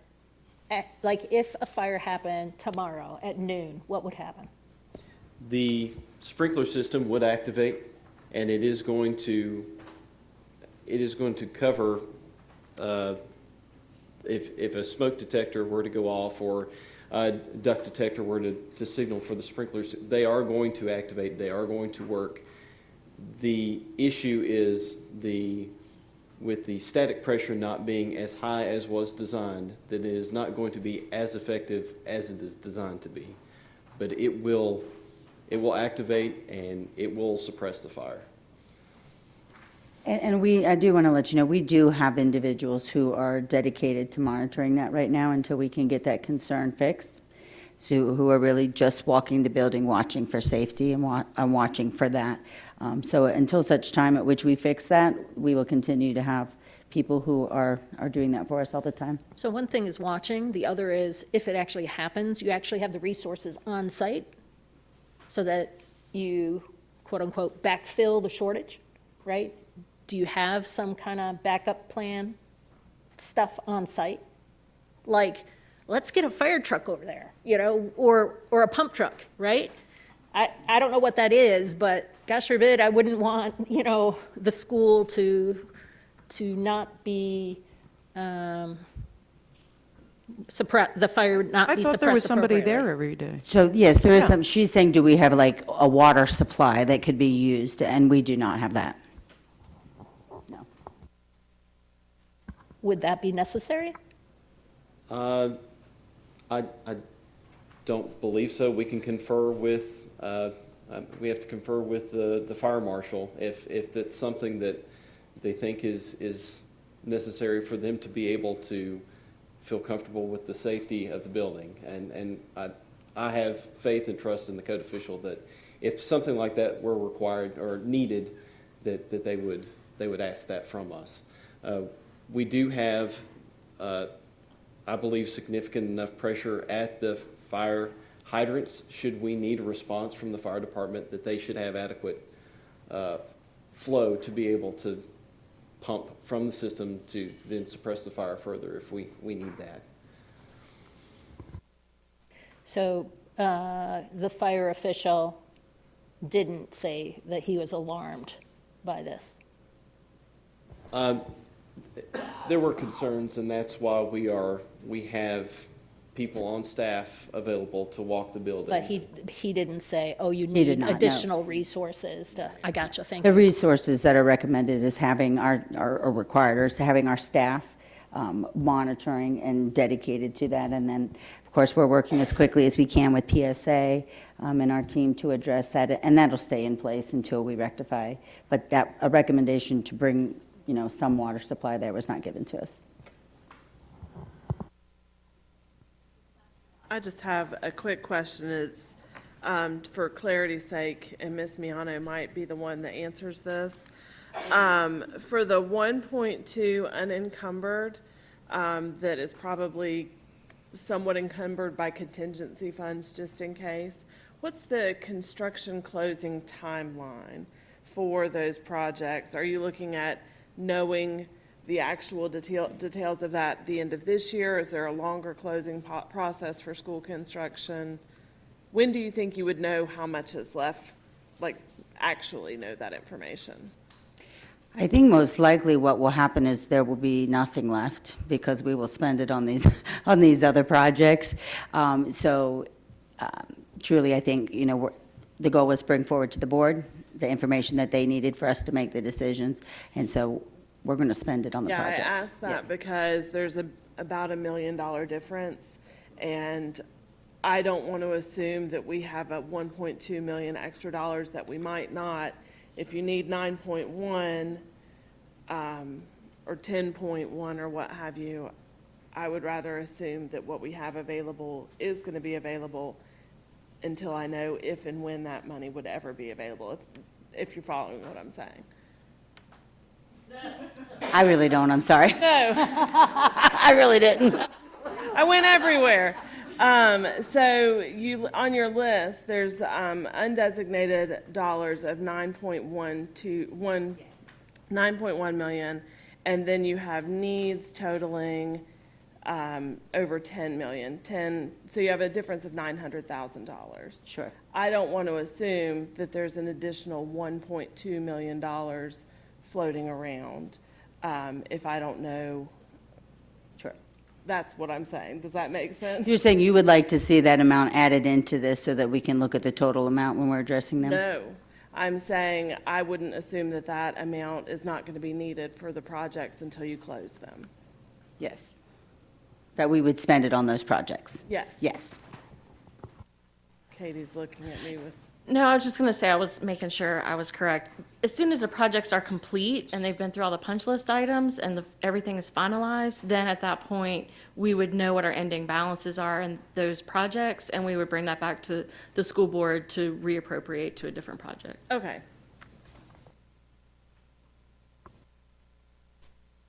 Any other follow-up questions? Good.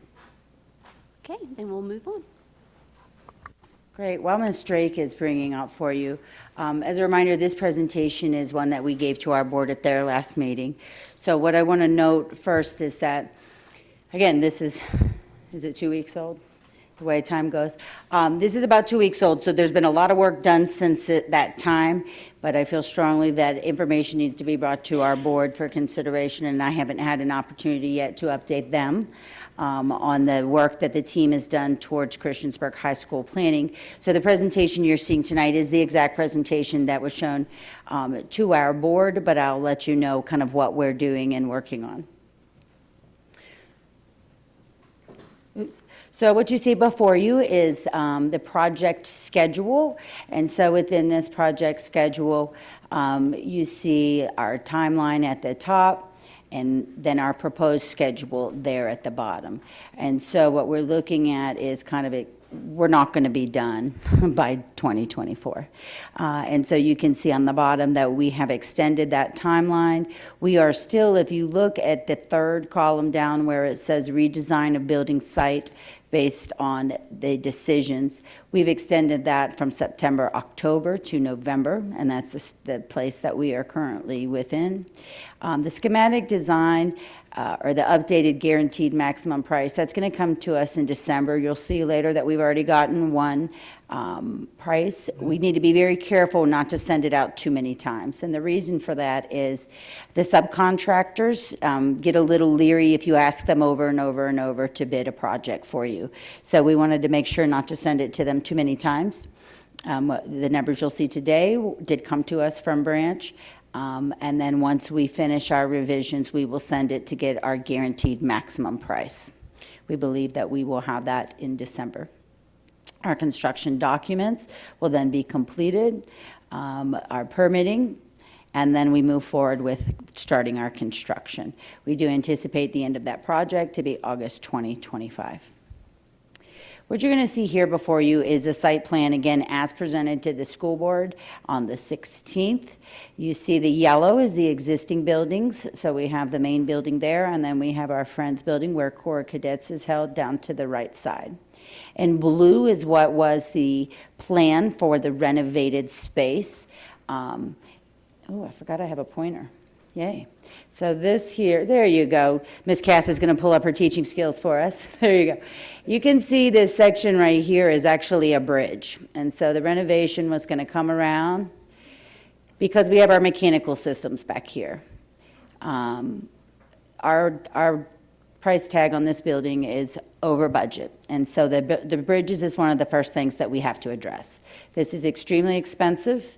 The idea was that the bridge was a bridge of classrooms, and the classrooms would go over and the vehicles would drive under so that the vehicles could get to the mechanical sections and to the loading docks. That is an extremely expensive component of the project, and we were going to be able to reduce our numbers dramatically by removing that bridge right there. You may remember, and it's not on this drawing, but at one point there had been discussion, if you see back here in the back, there had been discussion of making a big gym back here.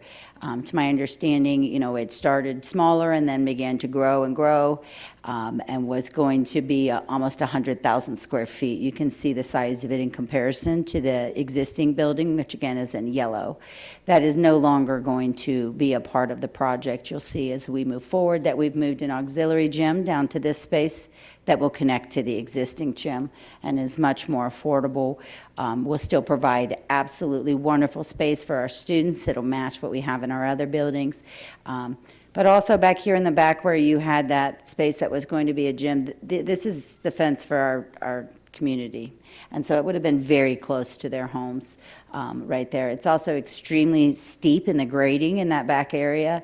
And so moving the auxiliary gym up here to the front allowed us to save a lot of money that in our work on the land that was going to need to be done. So again, this is what was shown to the board 2 weeks ago. Those plans are being renovated at this time, but just to give you an idea, the existing building again is here, this component. This would be the renovated space. The idea is to build the renovation first, the addition first. Students would stay in the original building until the addition was completed. Then students will move into the addition while the renovation is completed in the existing building. Annie, could Yes. you, do you happen to know, or maybe one of your people knows, a question had been asked to me about why is this costing so much money? It's just a renovation. This is not just a renovation. This is not only a renovation, but it is also, we're building a whole entire new building.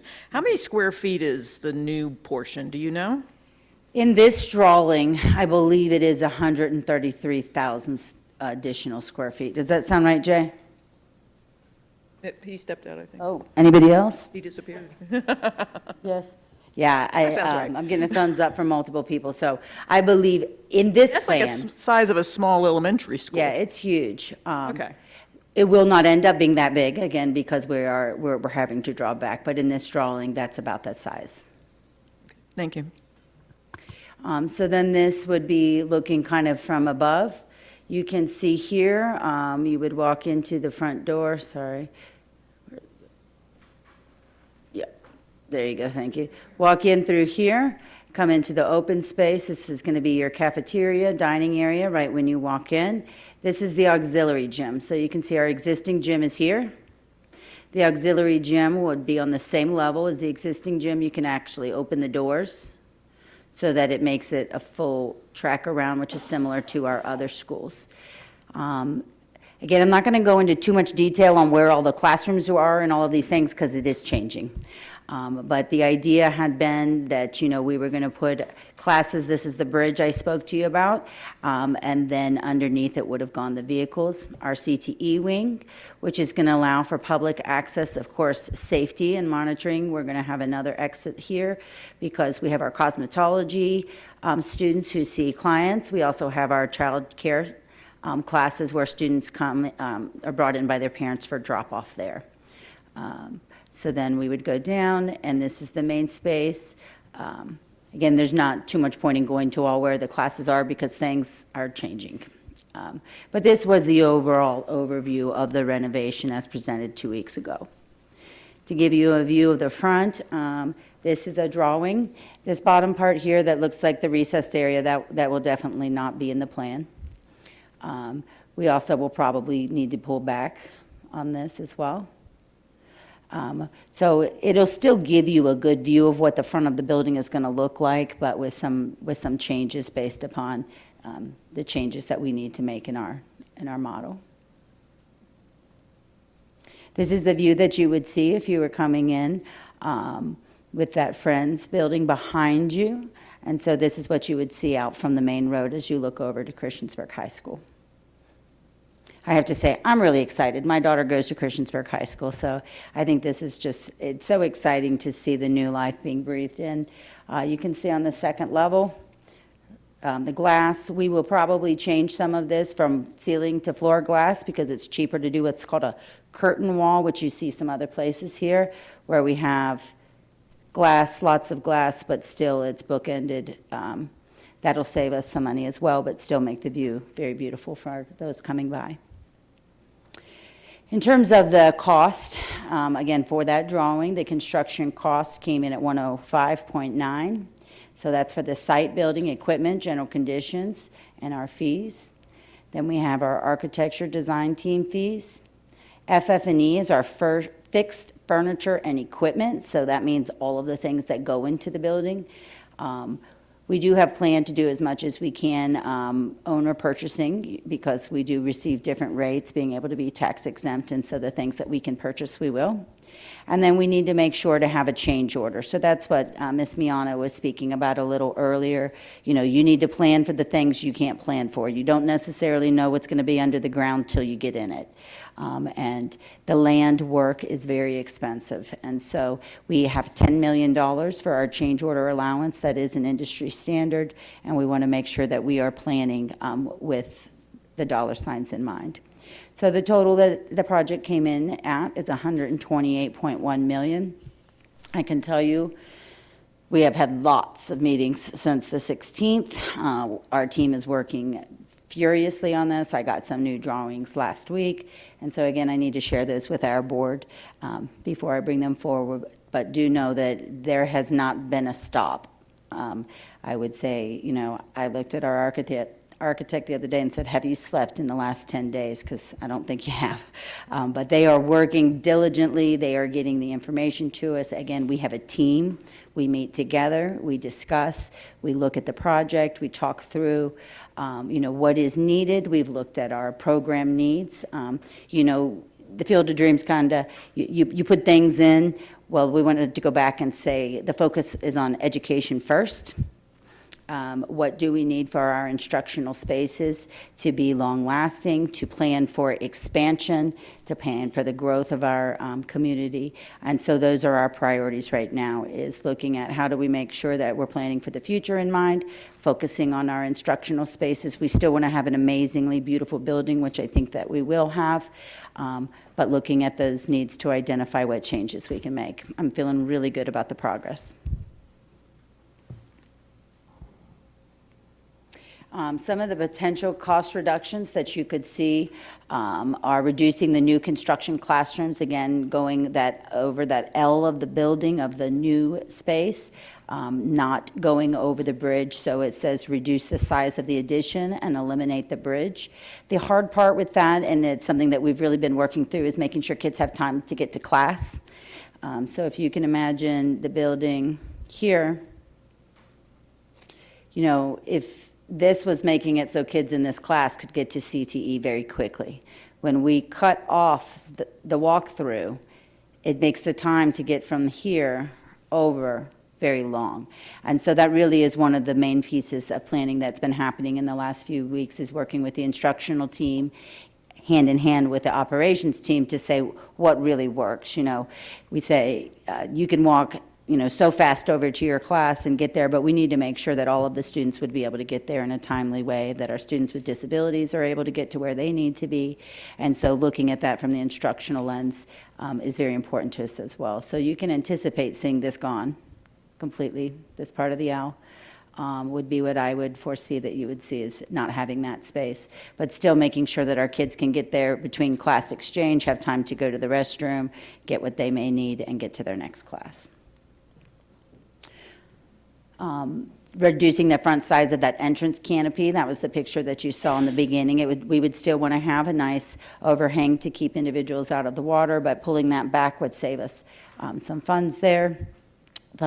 The window design that I spoke about, changing those up from glass from bottom to top to adding some curtain window back in. And then stacking the gym. So in the original drawings, the space below the new auxiliary gym had not been used. And so I'm really excited about the plans that we're moving forward with that, of using every space that's available to us and maximizing. That will allow us to cut back on the project without cutting back on the classes as much. Or not classes, but the spaces. And then investigating any other design change options. And what that means really is, if it's something we need to talk about, we're going to put it on the table and discuss it.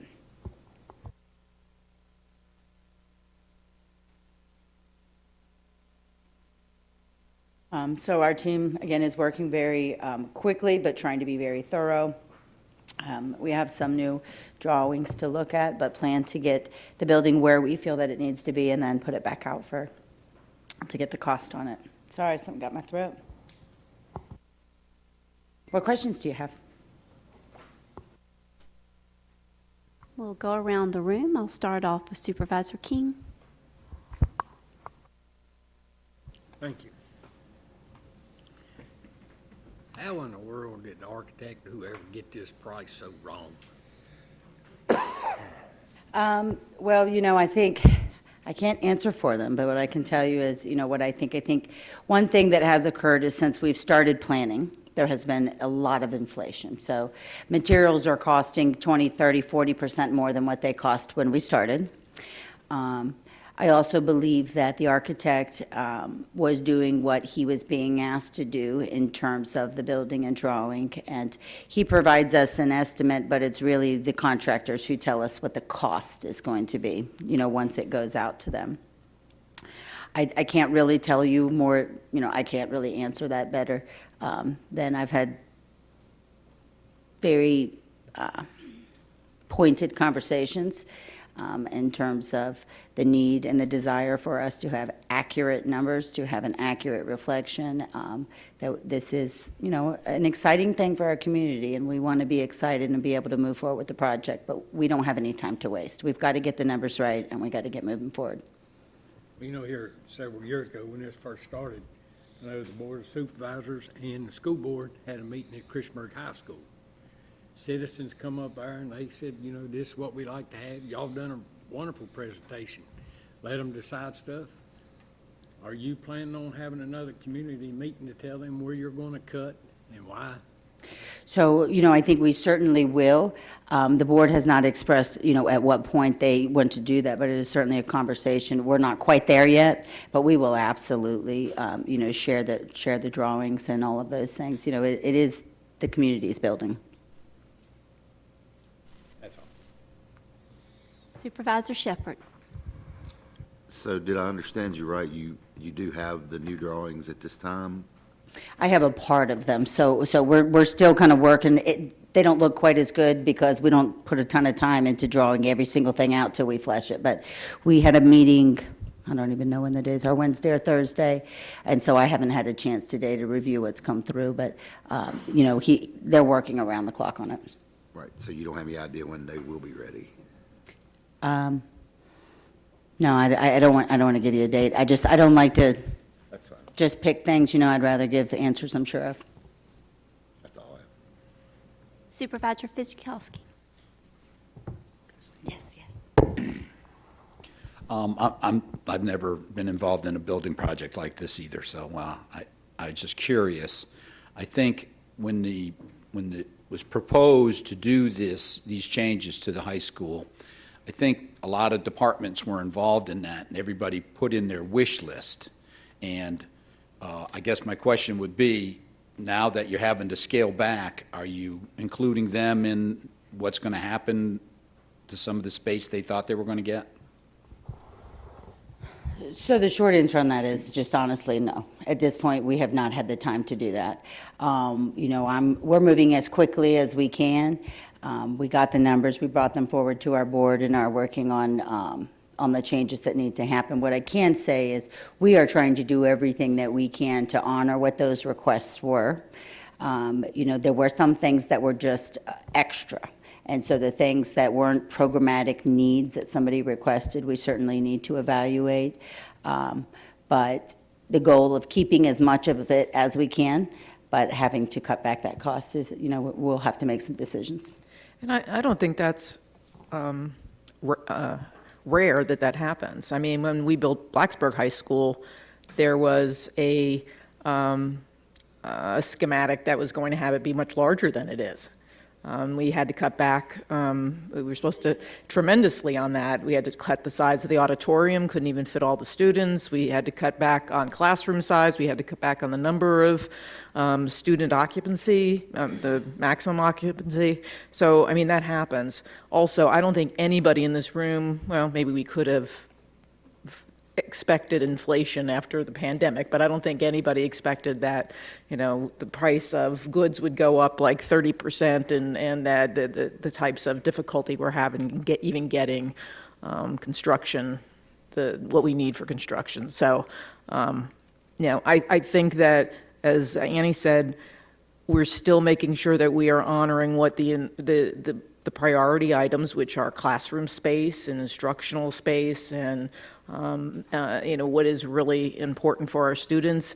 Are we going to have to maybe cut back on some of the more frivolous type things like big giant windows? Maybe you have to cut back a little bit. One of the things people wanted was a lot of light.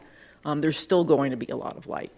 Maybe it's not going to be full windows, ceiling to floor for 2 floors, but there still will be a significant amount of light. The bridge piece would have been nice, but it's not a necessity. We can still work to include the same amount of classroom space, but maybe at a less cost. So I think that we're trying very hard to keep to what people were looking for, but maybe it won't be quite the Taj Mahal. It'll be more like, I don't know, Buckingham Palace? How about just a school? Right.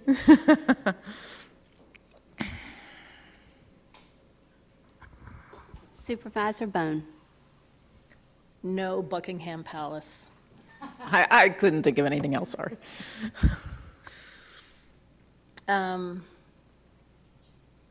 When I grew up, my high school was in a U, and I grew up in upstate New York where it's really cold, So we had a breezeway between the 2 L's, and so in the cold parts of winter, we'd be wearing our coats between buildings. But during warmer months, we'd be going from the end of the L on one side to the English wing on the other side, through the parking lots. So I hope that there's going to be some kind of walkways that the students can go from the new wing to the back wing in warm months, outside. So our goal, remember that it's a loading bay over there. There's cars and trucks coming Right. through. So our plan is not to have students walking through an area where there are vehicles going. It is to make the building so that they can get from place to place in a time that makes sense, and so that they wouldn't need to go outside. In my high school, there was a big parking lot in the back. I mean, cars would go, but no cars were allowed to go when classes broke. So the auxiliary gym with the present gym, does that include a full-size indoor track? No. No, the indoor track, the full-size indoor track is not a realistic option. Does it then become a three-quarters of an indoor track or something like that? I don't know, I don't remember the space on it, but it's not anywhere. Just a double gym, okay. It's just more of a walking path where you can walk around the loop. Not like Christiansburg Rec Center? No. Okay, I'm asking the questions, I Well, don't know the answer yeah. to the questions, thank you.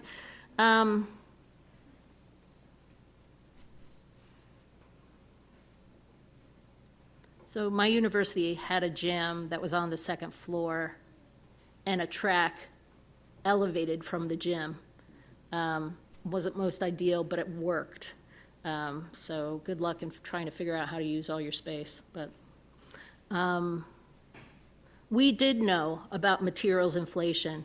We were asking those questions to the architects. They have to be in contact with their contractor costs in order to give good estimates.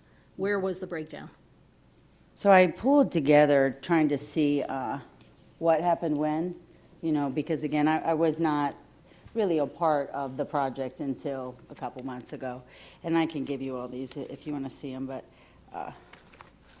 You don't have to show me, just kind of speak to it. Mhm. When we look even at the last time I saw that numbers were presented to the board was in October of 2021. And at that time, they gave 3 scenarios. And scenario 3 was at 114 million. So within that scenario 3, we're at 128 now. So within that, they did show us that latest number at 114 million. Now, they gave 3 scenarios there, which were 1,200, 1,300, and 1,500 capacities, and we're building for 1,400 capacity. So that was, back in October of '21, and then looking at that inflation still, it wasn't 128, but it was 114.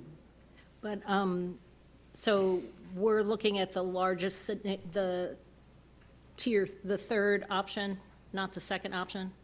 So it was between the two. Scenario 3 was 13, and scenario 2 was 1,300 students, and scenario 3 was 15, and we're between those at 114. Okay, and what was number At 2, 1,400. original cost last October? For 2, for 1,300 Yeah, was 98. okay. That's all my questions, thank you. And again, Supervisor DeMont, sorry. On your second floor plan, if you could flip to that. Sure. It's driving me crazy. The 2 red lines. What are they? Oh, Is okay. it just where it's overhang? That is new building, an old building. Okay. Yeah, Thank you. absolutely. Not figure that out. And then on your proposed schedule slide, so we're looking at December for a next price update, so that's when we would maybe have another joint meeting or some other type of board update. Sure. I think that's a board question likely. I think that might be very timely for a joint session. In a quarter? Okay, that's all I had. Thank you. Vice Chair Biggs. The only question I had, I was interested in, you're talking about the students being able to get to class on time and everything. Do you think that will work, or I guess you're still working on that to figure it out? We are still working on it, but it is important for you to know that is like one of my main priorities. I said it shouldn't just be the track kids that can get to class on time. We need to be able to go to the restroom. We need a student, if they need to use a wheelchair, we need for them to be able to get from place to place. And so that for me is a top priority and something that I continue to say and ask questions. And those in the meetings know that I keep going back to that one. We need to make sure that our kids can get where they need to be and do the things they need to do. Was there any kind of cost estimate just on the bridge, doing the bridge part, or was it all tied? I can only tell you a number I heard, and again, it was just in a meeting, so not back, it's going to cut off probably $4 or $5 million just taking the bridge out. Okay, Thank It's you. a big chunk. 4 or 5 million? All right. Dr. Whitaker, on, when you're going back with the estimated of 128 million, that is if everything stays like it is except for like the indoor track, is that correct? Yeah, what happens is when we get what's called the GMP, the guaranteed maximum price, is the time at which we lock in. And so what happens is when we get the guaranteed maximum price and we say we are ready to go and we sign that contract, that is our guaranteed price. So as long as we stay within our, our contractual agreements, that's not going to change because they've assured us that price. So up until then, inflation hits you. But once you lock into your guaranteed maximum price, then that is the fee. And I understand inflation, however, that's still a huge difference It is. in the amount.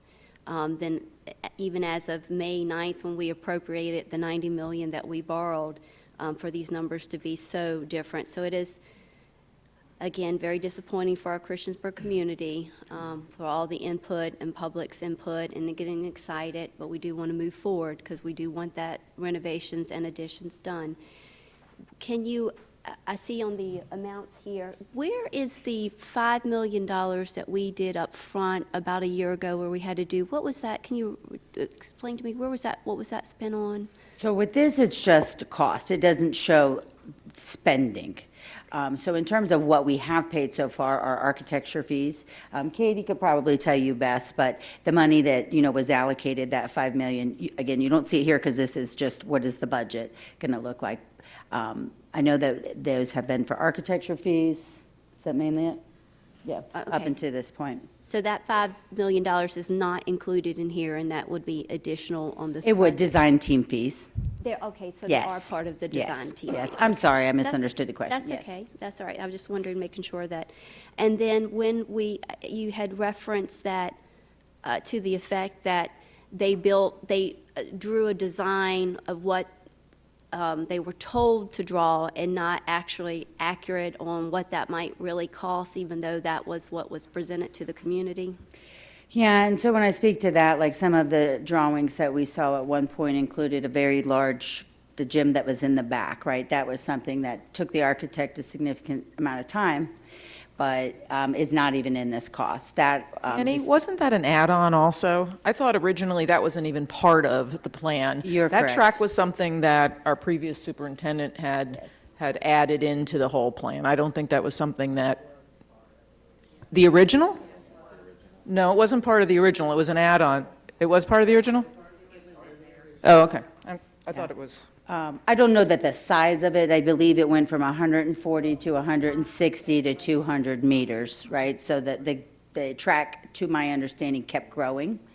Yeah, But okay, that so they it was, had it was right, it wasn't, Yeah, right. and then it grew, but I think what the Right. administration was trying to do was trying to provide something of an indoor-type track to provide some place for meets to take place. Kinda like So- how this so Christiansburg our Aquatic track Center team is. and other teams could come somewhere to hold meets. And then when they found out, I had been talking to the AD at Christiansburg about sizes at one of the softball games last spring. And when we realized that to meet the requirements of the track meets, the track had to be a certain size, and there was going to be issues with that, with doors and things like that. So that became very speculative once those items got brought up, so.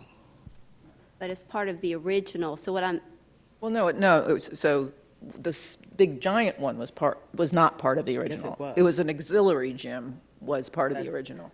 That is it, that That Was was. but that was, but it wasn't that big. Yeah, I As think it big was as that going to be giant attached rectangle, it was not that originally, big. maybe. I was trying to go back today and look at all the drawings. I think originally it may have been closer to the building and not quite so large. I'm looking at it right now. It was another gym back there. Right.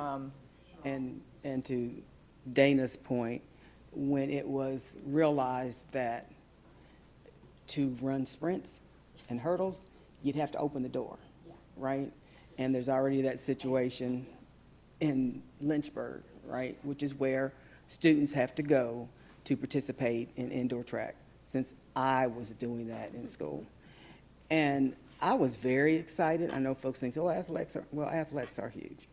And for students across Southwest Virginia to be able to have a facility to be able to participate, because they can't, because it's so far away to get to Lynchburg. I mean, it's an hour and a half for us, right? So to your point, there was do a drawing because this is what we want, and not something to say, this is what we can afford. So I appreciate the question. Thank you. It's just very, again, just heartbreaking for my community to know what they were. I just want to cut in here for a second, okay? I don't think this building is heartbreaking. I think this is a beautiful building that is going to provide a great educational space for the students in Christiansburg. And if we keep saying how heartbreaking it, no one, I mean, I'm sorry, Supervisor Blevins, but I mean, I don't agree with everything that's happened along the way either, and I'm not thrilled about it all, but I still don't want to downplay that we are providing a great environment for our students, and it is way better than probably any of the other facilities that we'll have in the county at the time. So, I mean, I'm not I guess heartbreaking, it seems like a very strong adjective to use at this point. I don't know if anybody else on the board would like to chime in on that with me, but and I don't feel, I'm sure you guys are disappointed, and those of you who are Christiansburg reps, you're disappointed, yeah. But are you heartbroken? I am. I don't think. Really? I think. Yes, I am. So you think should we stop then? I mean, it's, That's but. not the intent. I know, but it's like, but see, I Okay, guess. so you asked the question and then you're not allowing anyone to answer.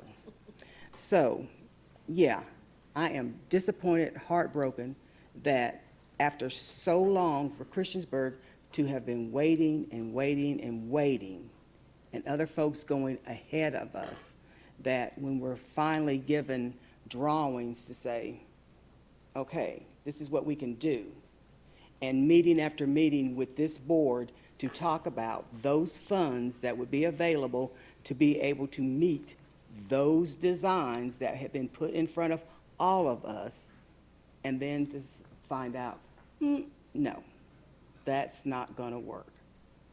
And we're already in a schedule where we need to get moving. We should have been moving. And now it's like, okay, we gotta move, but as we're moving, it's like building an airplane as it's flying. Let's keep chopping, okay? And that is heartbreaking and nerve-wracking and disappointing. Yeah, life is like that, but sometimes it gets better. So anyway, but don't just say we can't feel what we feel about what's happening here. I'm saying it's how we, go ahead, Jamie, I'm sorry. I was just going to say, I think one of the things with the community in Christiansburg that I hear is all of the other 3 parts of our county have gotten new buildings.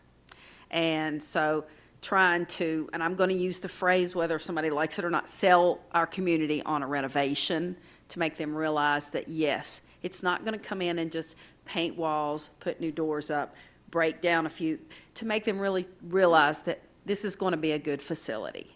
So when we talk about the negatives, when we talk, yeah, that's, I think, where it comes in. It's, you know, whether heartbreaking is the word or disappointed, it's just our community already is going, yeah, once again, we're not getting a new building.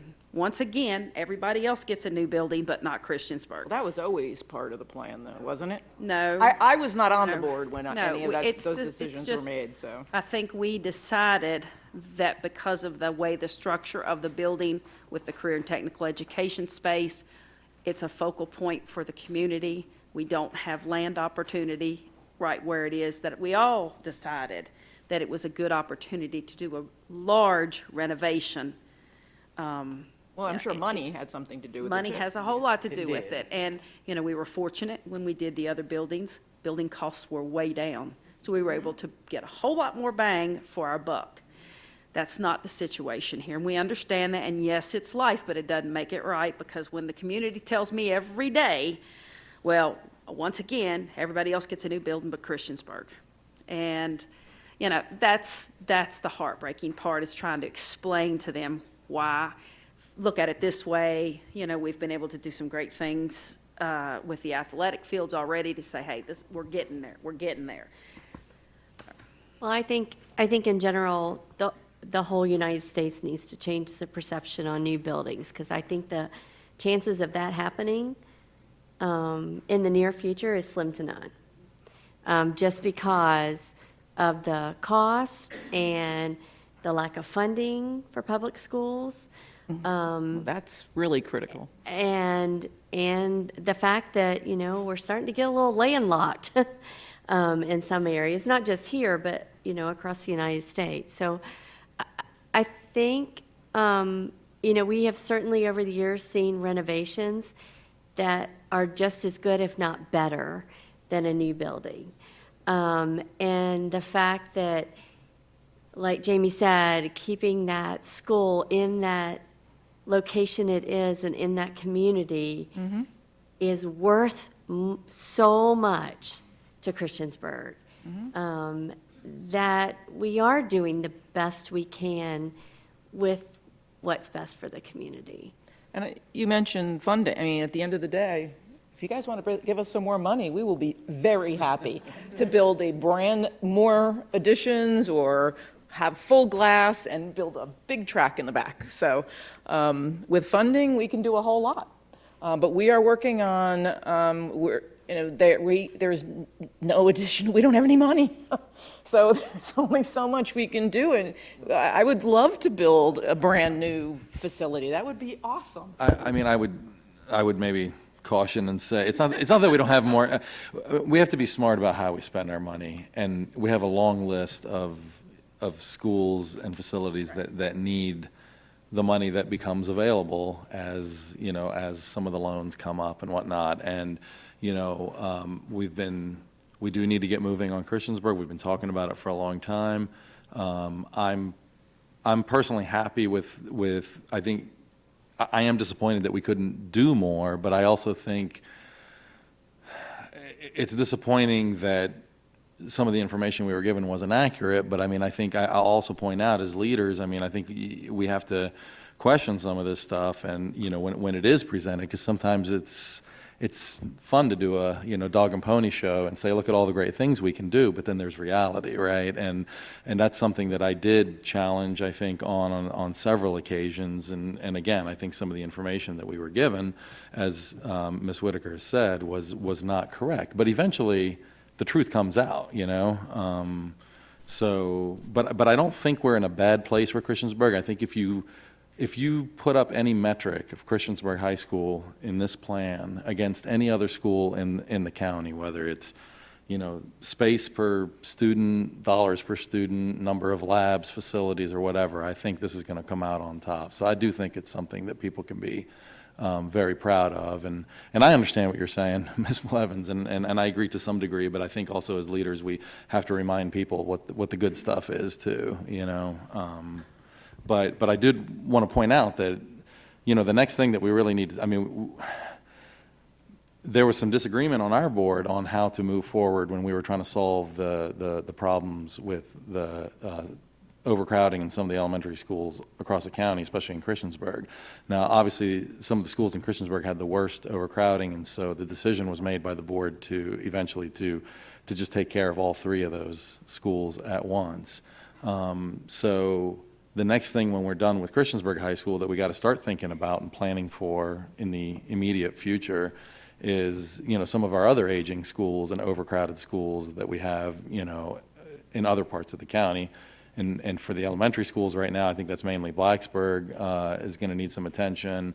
There's, you know, one of the results of going through this exercise, and I don't think we're going to repeat the same mistakes that we made before, but I do think that, you know, with the Blacksburg High School, it had to be scaled down to match the budget, and we find ourselves, what's it been, 4 years, 6 years later, you know, and we're at capacity there. So that's something else that by the time we go build Christiansburg High School, take care of the elementary schools that we need to in Blacksburg, somewhere in there, we're going to have another situation on our hands with Blacksburg High School. So I want to be sure, I mean, I want to be sure to thank you guys for your constant support of the funds. I mean, and we could, of course, use more, and things would be easier, better if we had more funds and if we could raise more funds. But given those limitations, that's what, we have an eye on that horizon for what's coming down the pike and the other buildings that need our attention and are going to need tens of millions of dollars down the road. So, Craig, I remember you and I, when I first got on the board, sat down and looked at all the the loans and things that were coming up, and it helped me understand, how we kind of have to pace ourselves. And I'm sure as part of any kind of, looking at renewing our long-term plan, we're going to have to do that again. I appreciate that, Mark. And if you think back, we've actually, because of good, prudent fiscal management, we've been able to borrow at a rate quicker than we initially projected. As a matter of fact, we didn't think we'd get to Christiansburg High School till 2023 or 2024, and we were able to borrow the money in 2022. That's right. And I got to give a shout out to you guys, and I remember specifically Ms. Bond saying, maybe it was at the last meeting or 2 meetings ago, when we were talking about borrowing and pushing to just, while interest rates were low, let's borrow the max that we can, and you guys did that, and I think that's, Oh, you didn't do that? Oh, I thought they did, okay. Okay, well, I mean, still, I think we're fortunate to have gotten such a big chunk at lower interest rates, so, Thank you. And I do appreciate y'all's support on that. Thank you. Dr. Whitaker, and so the plan moving forward is to stay, if we can, at 1,300 capacity? I'm sorry, was it 14. 1,400 capacity. Do you know what the high school currently is? How many students we have in it? Around 1,000. Any other follow-up with the board? When all this was starting to take effect, or price was starting to go up, did the architect or anybody contact somebody with the school and say, look, it's going up every day, we need to move forward with something? So again, there's no one in this room that was at the table for those conversations. So if they did, I don't have any knowledge of that.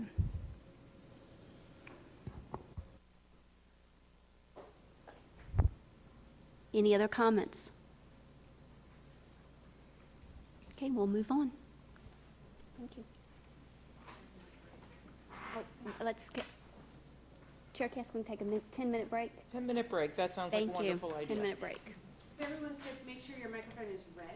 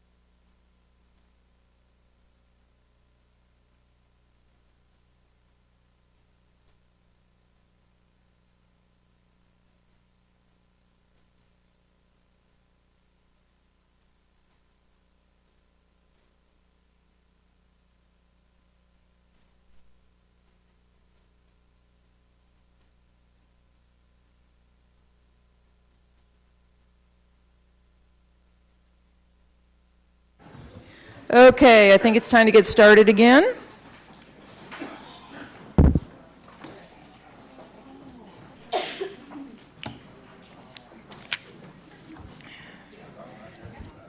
Okay, the next thing on our agenda is politicized educational issues. And we are really running late tonight, so it's not that I want to skip over this, but I'm going to start with this since it was mostly my concern that got it on the agenda.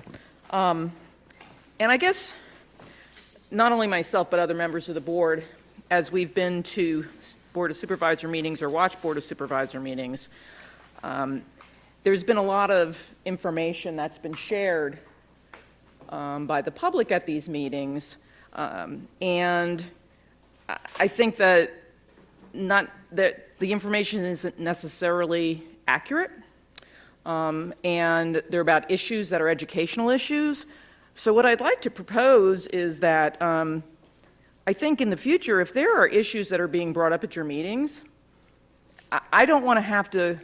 I don't think it's right that the only way I can respond is by going up in public forum and speaking in 4 minutes to questions that are brought up. So what I would like to ask is that if there is a particular issue that you have, be it critical race theory, transgender and gender identity questions, be it collective bargaining, be it whatever the other realm of things that have been going on lately within education, that you come to us and say, hey, this came up in our meeting.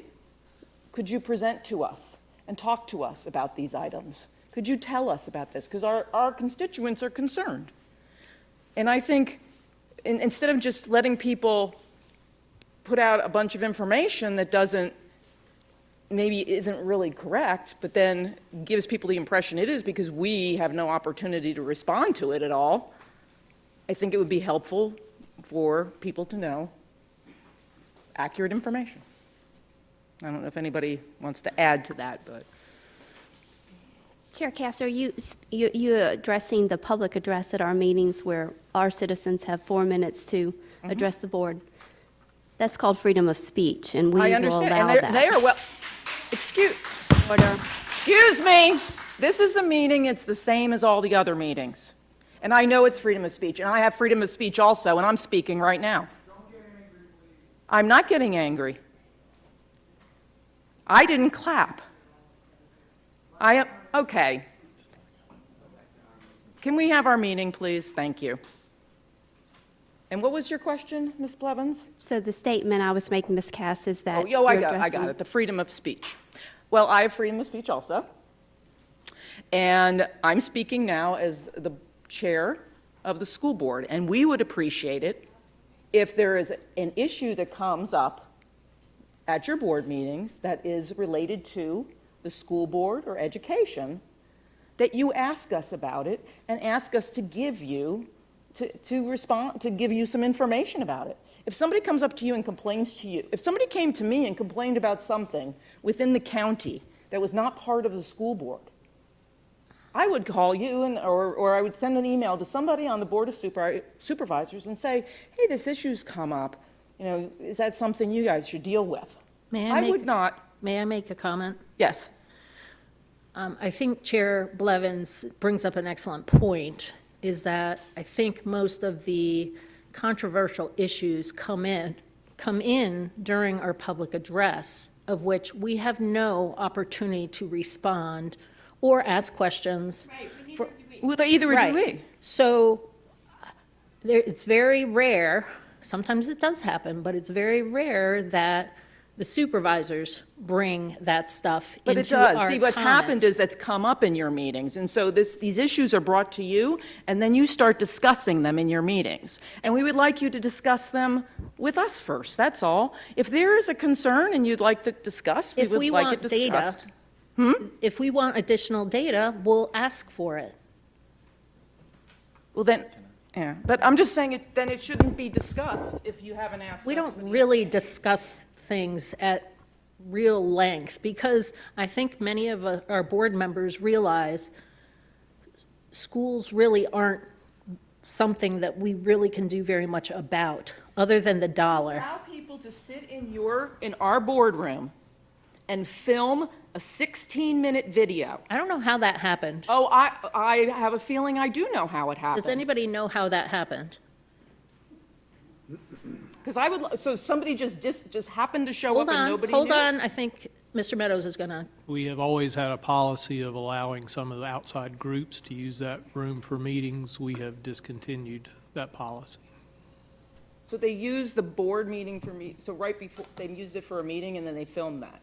We And didn't, then why would you let them, like, back-to-back videos? Go ahead, Mark. Well, I mean, I think Mr. Meadows is saying they no longer do that, and I appreciate that. I guess what I would add on to this or say about this topic, and maybe this dovetails a little bit with what Sue is saying, is that when under certain circumstances, when you have those discussions about that stuff, maybe it seems that you're entertaining or encouraging that type of thing. I don't know. I mean, that's kind of what it looked like a little bit to me, and I'm not accusing any of you guys of anything. I guess what I'd like to say is that what's happening with public education in our country right now. I mean, there's a lot of things that are happening, but one of the things, I mean, there are people whose their goal is to attack public education, to sow discord, to sow misinformation.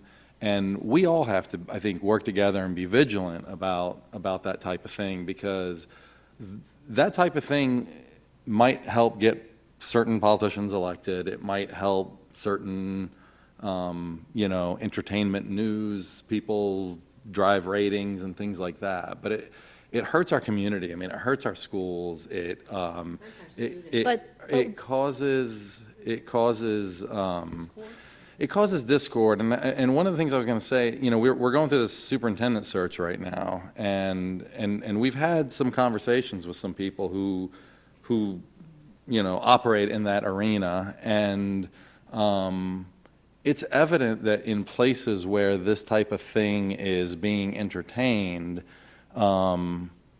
nobody comes out on the good side, and good people are staying away from those counties where that discord is happening and whatnot. And so all I would encourage us to do, all of us, I guess, right, is, if we want to help Montgomery County and help Montgomery County schools and help our recruiting and attract businesses and people moving here, is to, when these things come up, as far as that discussion goes, I'm not saying you guys can't have discussions about it, but as quickly as possible, I would encourage, let's discuss together and get accurate information out there as soon as possible. I think having regular joint meetings makes sense, and we should do them more often. I think Chair Blevins has done a really great job, or a pretty darn good job, with keeping public address to the 4 minutes, and addressing the clapping, and addressing whatever noise comes from the crowd.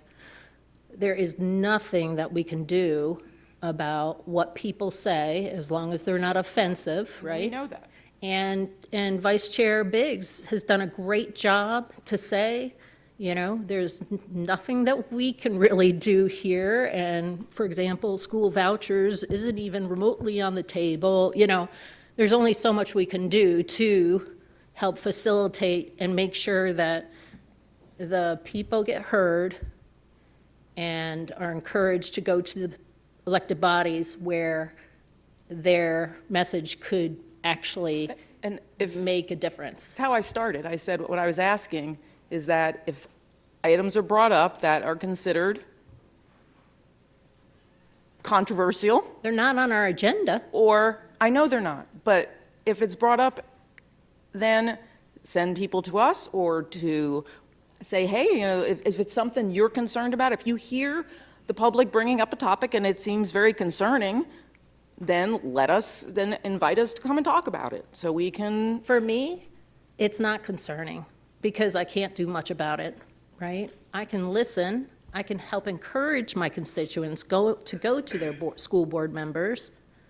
But I do have to sit there and listen to what's presented. And we do the same thing. Mm-hmm. We And have if to. we want more information, I can't imagine that any of us wouldn't come to you and ask for more information. That's what I was going to say. Like, I think all of us on our board would feel, perfectly fine. Like if we heard something and we're like, hey, that doesn't sound like what I think it should be, or am I missing something here? I mean, it's very easy to come to a school board member or staff, or, curriculum is available. You can look up what's in the curriculum. It's all out there. And so, I don't see that as a problem as far as, like if we wanted to get more information. I know like all of us at one point in time have asked for more information on something, but usually it's in funding or something that directly, involves us as a board. And not everything's false. When people I never say, said my that. child experienced this, Well, we can be alarmed just like you can be alarmed, Right. So. Absolutely. There's a difference between my child, though, and then when somebody gives you statistics and things, so. I guess we're all in agreement then that citizens can come and say what they want to. I don't think any of us ever thought anything different. And I'm going to go ahead and add to that, that if I hear something and later on I want to discuss it, I'm going to discuss it that night. And if I need to have some clarification, I contact my own representative on the school board. Yeah. So I get information that I need. I don't have a problem with that, but if I want to talk about it, it's just like you, I have free speech too. And I'm going to do it if I feel like it, so that's just the way it goes.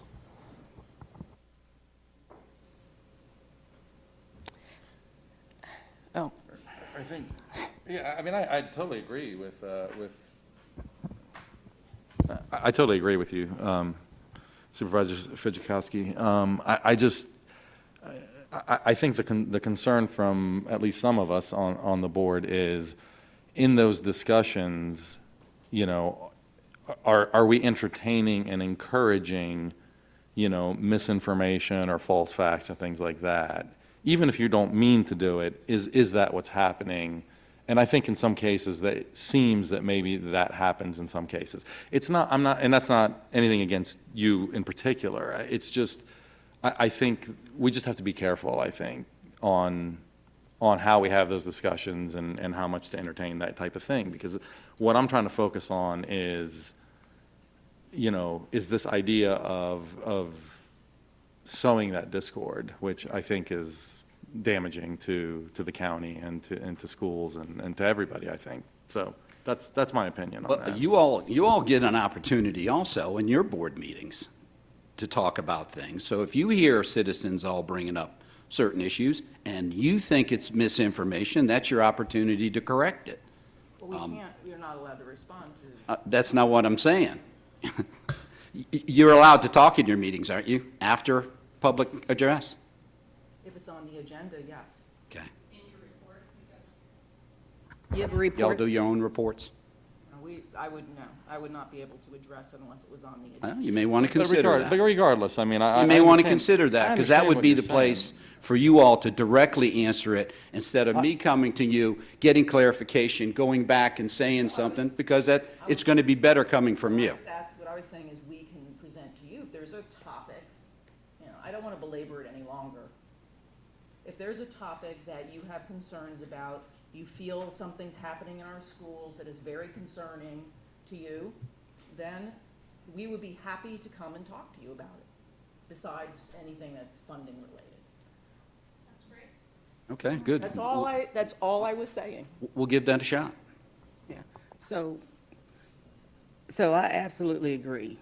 Any citizen who wants to address either one of these boards, they have 3 to 4 minutes to do it, and they can say whatever they want as long as it is not out of line and offensive, right? And we sit there and we listen to it, because that's what we were elected to do. The issue of the communication between this board is not that the school board get called to Board of Supervisors meetings to address issues that you may have concerns about in public forum like that. I don't like to be summoned to a board meeting to talk about a concern that you may have, other than funding. To have a conversation in a situation like this, fine, or individuals, fine, right? But there are things that I have heard that I've gone, oh, what? And I've gone to administration and said, okay, so what's the deal with this? What's going on with that, right? To get the actual information as to how things happened or didn't happen. But I can't sit here and say that citizens do not have the right to come and address these boards. I did it repeatedly before I came on this board to make sure my concerns were being heard. And whether people disagreed or didn't agree about them, I said them. I never said. I'm just saying, this is the way it's coming across, and I'm not comfortable with that, because I constantly You tell know what? people, Never mind. come to the board. Come to the board at public address, because you have all the board members there to hear what you're saying if there's an issue. I'd like to just insert one thing. I think what I hear you saying, Chair Cass, is that us supervisors are discussing things after we hear it during public address. We don't really do that very often. I think where the average person would be sensitive to it is that the topics that have been brought up at our meeting over the last 6 months are really touch points, like, really hot button issues that if we can't respond to them, they're going to be out in the ether, and people are going to, because we can't respond to all of them. So, like Supervisor Fidzikowski and we're all saying is, we'll try to stay in our playpen like we're supposed to, and do the right thing. You guys are taking all my word. You know what? You were right, Jamie. You were very right. That's all I can say. You were exactly right. And I'm going to say no more. I owe you a drink.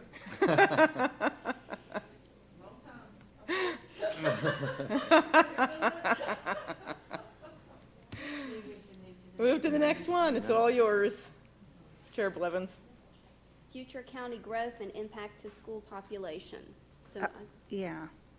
This is something I'm really passionate about, and actually, when Chair Blevins and I met with Chair Cass and Penny, I guess we were all together talking about what we were going to put on the agenda, and Sue mentioned this, and this is something I've been on my soapbox about forever and ever, and it's like we approve growth in our county. Virginia Tech drives all the growth, okay? So we have to provide housing. And people go, well, housing, then you'll have more money and you can pay for services. Housing does not pay for services, okay? That's a known fact.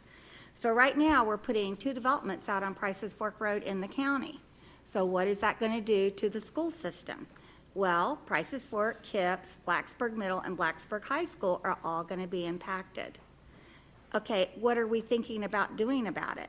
Well, we just saw all this tonight. We're not even talking about what's going to happen in the future. And this is something that's painful to talk about, because to talk about it means you got to think about a plan. And usually a plan involves thinking about how you're going to pay for it, and that's what nobody wants to talk about. So what I'm passionate about is that on our side, we have capital needs also, and we have a plan now, and I think we're going to have further capital needs, because it's not just going to impact the schools, it's going to impact county services all the way around, including our courts and our jails and everything else. So we need to be having discussion about thinking about the future. And this is something that in the history that I've been involved with Montgomery County is just sort of coming to the forefront. It used to be, don't talk about that. Yeah, don't talk about that. Just wait till something happens. We'll drive the car till it falls apart. Well, no, we need to talk about it because the way tech is growing and the missing partner in all this at the table is Virginia Tech. And we need to talk with them. They need to come and say, what is their strategic plan? How many people do they plan to bring in here besides students? Do they have something to offer to help along the way? So far, no. The CRC keeps growing. There's where all the businesses are. So we need to bring everyone involved in some manner to the table to really start talking about it. And so that's how this sort I of. think the town planning people too, because. Yeah, we've got, ended you know, up on the Hvac agenda. Town of Christiansburg, both Yeah, are, because it's you know, spilling into exploding, and- Christiansburg, yeah. And you know, when they're making these decisions regarding new developments, what are they taking into consideration, at least for us in particular, we think about, you know, schools, and, you know, are they taking into consideration how the effect of these new developments, what effect they're going to have on the schools, and, Craig? The work that's already being done right now on 114 is already gonna put Bellevue over what we just. And on Price's Fork Elementary is going to be full. Remember when everybody thought, oh, it was too big? Yeah, well, we did the right thing there for a change. But it's soon. good, soon, It's soon gonna be too small.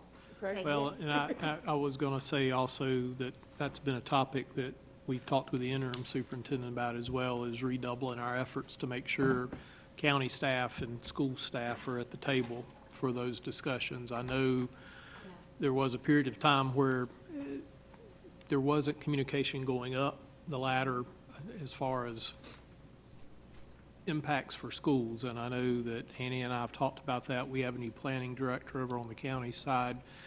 We've mentioned to her the importance of making sure all those items are discussed. I was talking with Board Member Hvac at the break too. We've got to get, just as we've adopted a long-term plan for the county's capital needs, we've got to diligently work to do the same thing for the schools.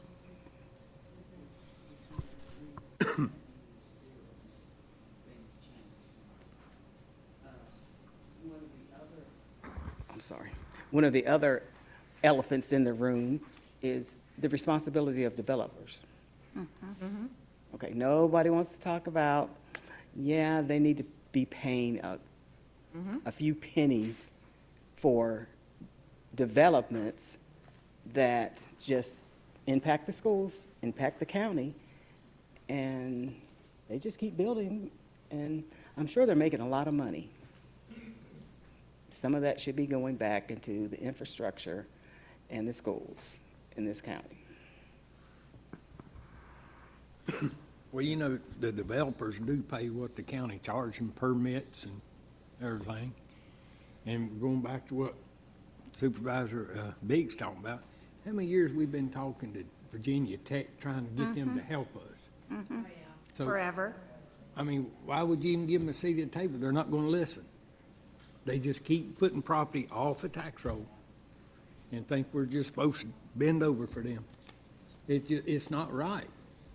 That's not really true, because when Yes, it is. Well, what I'm trying to say is, when I was vice chair a couple years ago, we would have those monthly meetings where Virginia Tech would show up. But those are very general, meetings. You need to have some kind of meetings that are specifically talking about development only. We have. We have. When? Absolutely have, When? because we ask them for money. When? They feel like they're a big part Probably right because they before you got on employ. board, actually. 2019, That didn't go when anywhere. they had to No, get it didn't go anywhere. the EDA, we had to get that approved for the foundation. And yes, the foundation, I mean, every time they buy up property, it goes off a tax roll. That wasn't like a meeting. They came to our meeting. That wasn't what Chair Biggs is talking about. We have had a lot of discussions with them. Even one of the supervisors, not on here no more, was gonna take it to Richmond and see if somebody would carry it through, or if they had to pay us something. Oh, They're not a partner. you're, They're out for what they can we're get. talking about several things now. Yeah. They are paying us a little bit, Who is? right? No. They're paying us a little bit. Tech don't pay us nothing. No, seriously. Come on, Craig. The foundation is working on a plan to provide some revenue to the county. I thought we were expecting revenue like this year. We are expecting revenue. It's not a lot. It's not what? It's not a lot. It's probably $100,000 to $200,000, but So yes. that's the And, point. and the foundation been working on that for, I know, 9 years now. Yeah, but Craig, you were talking about over the years, it will become, It should. Now, they're experiencing their own challenges right now with leasing of office space and other issues, just like any developer. But, They're not a developer, they're Yeah, a but- university. well, And they should operate like one to support the community that they're in. but it still comes back to Vice Chair Biggs. okay. It's not the same offense thing. taken. I You have to all get together and talk about Yeah. all the issues, not just this one, but The all the first issues step about would be to development. have them come to a group and present their strategic plan. Because the last time we saw a presentation was when Sherwood Wilson was in charge, and we went over there, and we were flabbergasted at what was going to be happening. Yeah, if you look at the 10-year plan, Yeah. it is pretty frightening. Yeah, and so We're that talking needs to massive be, growth. yeah, we need to, everyone needs to see that, so we, When they admitted too many students, and what that did to, The traffic. getting to, whether students and buses and staff getting to the schools. We only found out about that at a meeting that we have with them once a month, as a last. Like an aside. Oh, and by the way. a side note. So maybe we can address that, Mr. Meadows, we could do a letter and say that that came up for our discussion and that we can have some type of meeting for It'd the be a strategic great plan. thing to have at a joint session with all of us and them at the table. They use they use the community as a sell factor. yeah. Yes. Oh, we have there's such great town gown relationships and, Right. and, Schools. and Yeah. they use us, to recruit, to great school system, yet, what do we get in return? So, Yeah, so one of the things we got in return was when we were trying to obtain land for Price's Fork Elementary School Yeah. and tried to work with them. And what did we end up paying for that piece of land of theirs? Wasn't it about $1 million? So that we could build a school, so that they could say, we got great schools, yeah, right? That Exactly. they're now trying to Overcrowd, overcrowd. right. And I believe we got letters of how we needed to Yes. build Blacksburg High School a certain way Oh, from they came and spoke. Virginia Tech, and Oh, they because, did. They yeah, did that's set right. forum and That's stuff. right. Yes. Why don't both boards write Virginia Tech a letter and say, give us money you owe us? or else? I think a meeting would be great, Chair Blevins. And Yeah. if we can make that happen, even if it's once a quarter, it would be well worth it going forward. With a partnership kind of. Yeah, Thank like, you. what are you guys doing? And here's where we are, like, with our services, with our schools. This is where we are. Well, maybe they need to realize, I don't know if. They don't know. If they realize where we are right now. They don't. That our schools are bursting at the seams, that we're gonna run out of space, that we don't have. Oh, my goodness. You think they don't? Well, they feel like they do a service that would employ their employment from Montgomery County.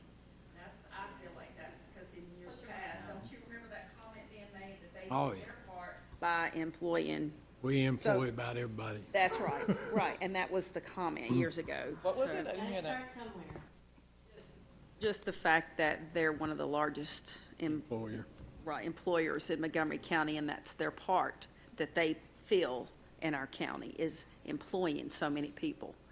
But now, that was a long time ago and years ago, and, that was one of the comments. Yeah. And my point is, they need to publicly, in public, we need to say, here's the impact. Yeah, we know you're doing, here's the impact. Now, you know yourself, Mary, we done told them that twice since I've been on the board. But there's also new people there, and, Sherwood's not there anymore. Nope. And not that he was doing a bad job, but new people have new ears. Let's get Yin and he back there, write a big story about what they're doing to us. So we will reach out then to see if we can't have, and that's just good community relationships, and I know that they want that, and of course, they are the economic driver, and so we want to make sure they understand the demands and services. And the with our impact, EMS yeah. and impact on our schools. And we want to be reach out able that. to meet those needs and Right. services. Absolutely. Yes. Good point. Any other discussion on county growth and impact to school population? So since Penny brought up one elephant in the room, I'll keep bringing up this one. I know it's not going to go anywhere, but I think it's worth at least talking about a little bit. One of the changes that we've seen, I think it's been in the last several years, I don't know exactly how much, and Annie, you might have to help me out with the acronym here. I'm not very good with all these different acronyms, but the state gives us a large portion of our money, roughly half, and they have a formula that they use for that. What is that? The composite index, that's it. I guess it wasn't an acronym, but anyway, was it 2 years ago or 3 years ago that the composite index, we lost a lot of money. Just like a year or so ago. Yeah, and the takeaway from the takeaway from all of this stuff is that the state was saying to us, you guys should be able to fund a bigger portion of the schools than you currently were or that you currently do. So that was basically the state's way of saying, according to our formula and looking at all the counties across the state, Your people make too much money. well, or You have too much revenue coming in. no, that we don't, not that we don't have enough revenue coming in. We should have more revenue, i.e. we should have a large. Yes, the county had enough revenue coming, well, I don't know about enough revenue, but I mean, it's basically the state's way of basically saying, you guys should be able to fund it yourselves, i.e. whether it's raising taxes or finding other ways to raise that revenue, you should be able to do it. So, I mean, to me, that's a county, I mean, it's a school issue for us because we get less money, but that's a county issue for you guys to figure out how do you make up that gap? How do you basically do what the state is telling us to do as a county and as a school system, so. So are you done, Mark? Okay. So Chair Blevins and I have touched on this a couple times, and I've shared my concern with her, and I think I've also probably somewhere down the line with many years back, Mr. Fidzikowski and I have discussed, and I know I have shared this with the previous administration, but since we are talking about community impact and community joining, so I'm interested in getting both towns interested in our school system. And I know we are Montgomery County Public Schools, but we have several schools that sit in our town limits. And I got very upset at a recent town council meeting where, I'm not going to open the can of worms, but they did not want to provide funding for something that was needed for the schools.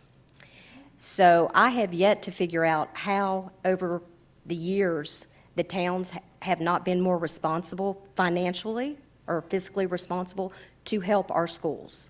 So I would like to see why or how we can possibly get that going and see if we can't get some financial aid from the towns. Well, Does that towns happen don't have- anywhere in Virginia? Mary, you I- know more than anybody. Yeah, not that I know I of, had- except I do think there's something that goes on with Albemarle County and the University of Virginia, to go back to the other topic, but. There's no statutory requirements Yeah, for yeah, towns to towns don't have contribute, to but I don't take care know of if schools.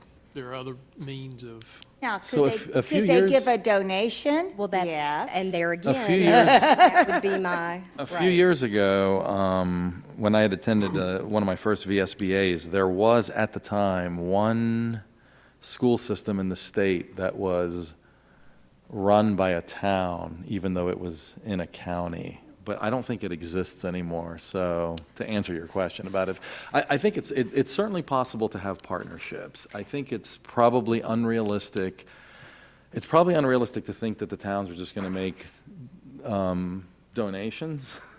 But I do think that there's, I think we could get in a partnership with them where they would get something for their money. But the towns and- want the say when we're building, and we have to approve things through that. So my feeling is, if they want to have say when we build our schools and some of the other issues with our schools, then to me, just as being a good community partner, they should be knowing the financial issues that are going on with the schools and trying to continue to bring people to our community, which both of our towns do, that they would want to help our school systems more than what they do. We do help with the libraries. The Blacksburg and Christiansburg do give money for the Christiansburg and Blacksburg libraries. That's good to know. Yep, But they do. that's, I think sometimes they might not realize how many students live in the town of Christiansburg Yes. that we serve. Absolutely. And I know at one of the meetings that we were at, when we were, talking about the old Christiansburg Middle School and the zoning and the things that, and we had brought forth how many buses actually serve the town of Christiansburg students.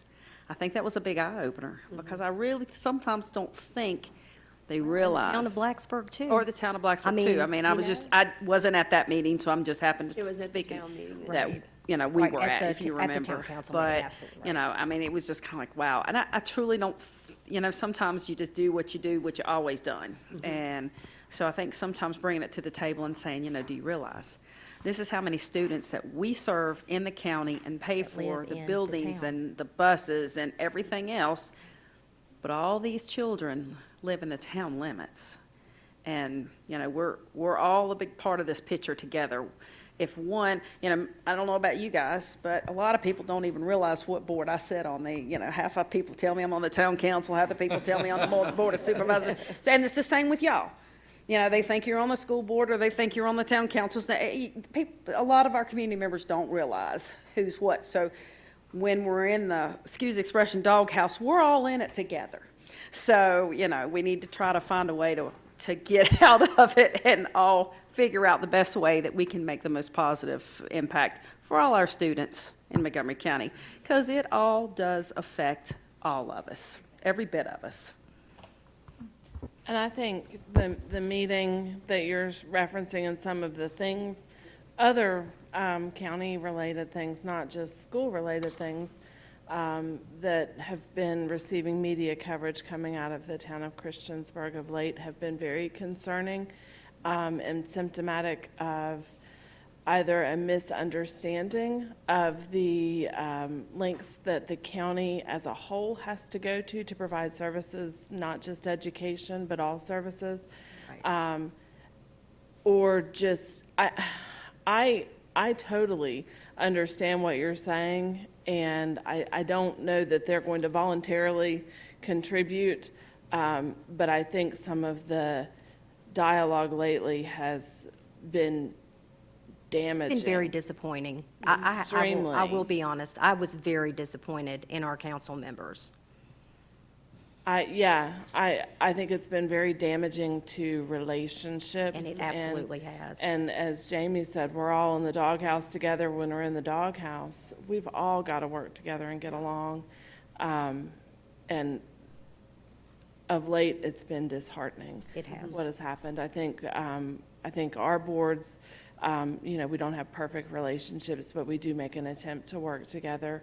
The recent decision to put school resource officers in county schools was a big deal, and to see what happened, the outcome of that afterwards kind of crushed me a little bit. Right. Yeah. So. Because that was absolutely needed and should have been done a long time ago, but the way that the town handled that, The way that it was in my spoken opinion, about. was totally disrespectful. Yeah. And not right. Yeah. So I hear you, and I think you're right. Thank you. As we continue on growth and impacts real quick, what is the current school population? How many students do we actually have? Oh, I wish you hadn't asked. I had that just this morning. I want to say 10, I had it this morning. Right around 10,000. Around Oh. 10,000. 9,180. That one is wrong. That's old. It changes quick. Yeah. It changes fast. Yeah. It's 10, I want to say 10,107, but. 10,107 or give or Don't take. quote the number, That looks but I'm familiar. I I'm thought I pretty remember close, seeing I that. think. 10,100. 10,000, yeah. I was doing math Just a with little it over today. 10,000. So the publication that just came out a couple months Yeah, I ago. believe that publication excluded pre-K by accident. It also, we pulled the It says number pre-K from on it. Power School, we pulled the number There's from still Power mistakes School. that happen. And if you can believe this, we pulled the number after we had rolled the seniors out, but before kindergarten registration had occurred. We were missing an entire grade level of students. It was an error in data gathering, and we didn't catch it in the editing process. Don't you have to see what happens at the end of September, though, the way it, because isn't that the important number? Yeah, we counted. Yeah. But the So actual it's- ADM is March, that is the actual, you do a. Well, there's two. There's the fall count, The yes, fall, and then, and the spring count, they kind of can go back, but there's two Yeah. counts that they take throughout the year. Everyone? Any? Here you go, last year. Sorry, 9704 is what that number is, I'm sorry, for last year. 9704. Yeah. Last year. Was 9704. So I just had the wrong number, I apologize. 9704 was last year's recorded number, and then we're still counting because right now some kids still haven't shown up. You know, you count and do those things, and I just don't have it at the top of my head. Say it again? Yes, ma'am. Yes, sir. Okay, thank you. Any other comments on growth and school impacts? I would just share one thing I do want folks to be aware of, and I shared it, you know, at our Greater Montgomery as well, but, you know, we are getting full. So Blacksburg High School is almost full. It is almost at capacity. Like now, it is almost at capacity. So in terms of capacity, we can extend that to the VDOE numbers. You know, we like to stay at a smaller number, but that school is, I mean, there's not much more space. The communities that are moving in, you know, that will be going to Blacksburg, very, very, very soon, discussions of you know, I don't want to scare folks, but we are almost full. So that is a real conversation that I think these boards are going to need to start future planning for, is what's going to happen when the children move into the new communities that will live in Blacksburg. So we keep talking about the two developments out on Crisis Fork. Do you know how many high school students are naturally supposed to come out of those communities? I think that's a little hard to guess. It depends on the selling and, Well, I you mean, know. there's some Might be a formula. formula. I don't have the numbers. I could get them But we're for at you, capacity before 600 new houses are built. Oh, yeah, we're, And that's not even counting the development in the rest of Blacksburg. Right. right. Right. You So know, right now, they're, on the subdivision on the left, as you go to Price's Fork, they're already starting the townhouses. And in the subdivision on the right, behind M&M, those will start, the build will start in October. So we should be seeing a lot of students come next fall, for sure. Do we know, do you know how many houses, I thought I heard it was like 2,000 additional. It's a combination of townhouses and private family homes, single-family dwellings, in both of them. I don't know the exact numbers. See, I think developers should be required to come to one of our meetings and tell us what it is they're building and. Or the planning commission should pass that along to Yes, us. it'd be nice to share the information instead of us all trying to figure it out. You can always look at the board meetings when Yeah, we approve those doesn't the developments. planning department give back to the developers the impact on the schools? Right. Yeah. Anyway. One last question. Dr. Whitaker, do we have schools that do have capacity? Absolutely. You have capacity in Eastmont High School, Charlesville. You know, the new Christiansburg will have capacity, but that's certain, yeah. Yeah. So in that whole strand, you have space and a good deal of it. Harding Avenue Elementary is at 140-some% capacity right now. And so like Blacksburg High School, as of last year's fall enrollment, was at 1322, and our capacity is 1,400. So again, we can make capacities bigger because we don't share spaces, but, you know, we go much farther, and we are going to have teachers sharing spaces in that building. Thank you. other questions? Okay, I think we can move on to the next thing. Update on the superintendent search. I don't have too much to update since the last time I spoke. We are continuing on the search. We are closing in on the end. That's it. Is there a date for that to be finished by? We've asked for an extension because the 13th of September, the person would have had to start by then. And we are not going to have somebody starting on the 13th of December. Do you have an estimate of when that might be? No. October, November? No. This year, next year? No, I have no estimate. I have no estimate. Is there a date for the extension? I thought I heard somebody say something like there was an additional 100, is there not? 180 days. The board will have an additional 180 days. 180 days before you have to. It's about half a year. Do we have, I as you can't guys are share any more information. narrowed down to, I can't share any more information. You can keep trying. You can keep trying. Don't worry, I will let you know as soon Well, as it would be I the same can. thing if we were trying I'm to trying to hire build up someone. the For excitement. Craig's job, we couldn't say, no. Not that he's Build going anticipation. anywhere. Anticipation. any board members have any comments or questions on that? Pretty good? Can't say any more about it. We can try, keep asking. Yeah, okay, but we do have at least another 180 days, so there's not a rush to fill the spot. There is a rush in that we would like to have somebody start as soon as they possibly can. We're very excited about having a new person on board, but I can't tell you when that date would be. I can't tell you who that person will be. I've shared at our meetings that we had a number of candidates. We did screening interviews, we did second interviews, and we're moving along at, I think, a really good pace. But I can't tell you much more than that. All right. Other items of mutual interest?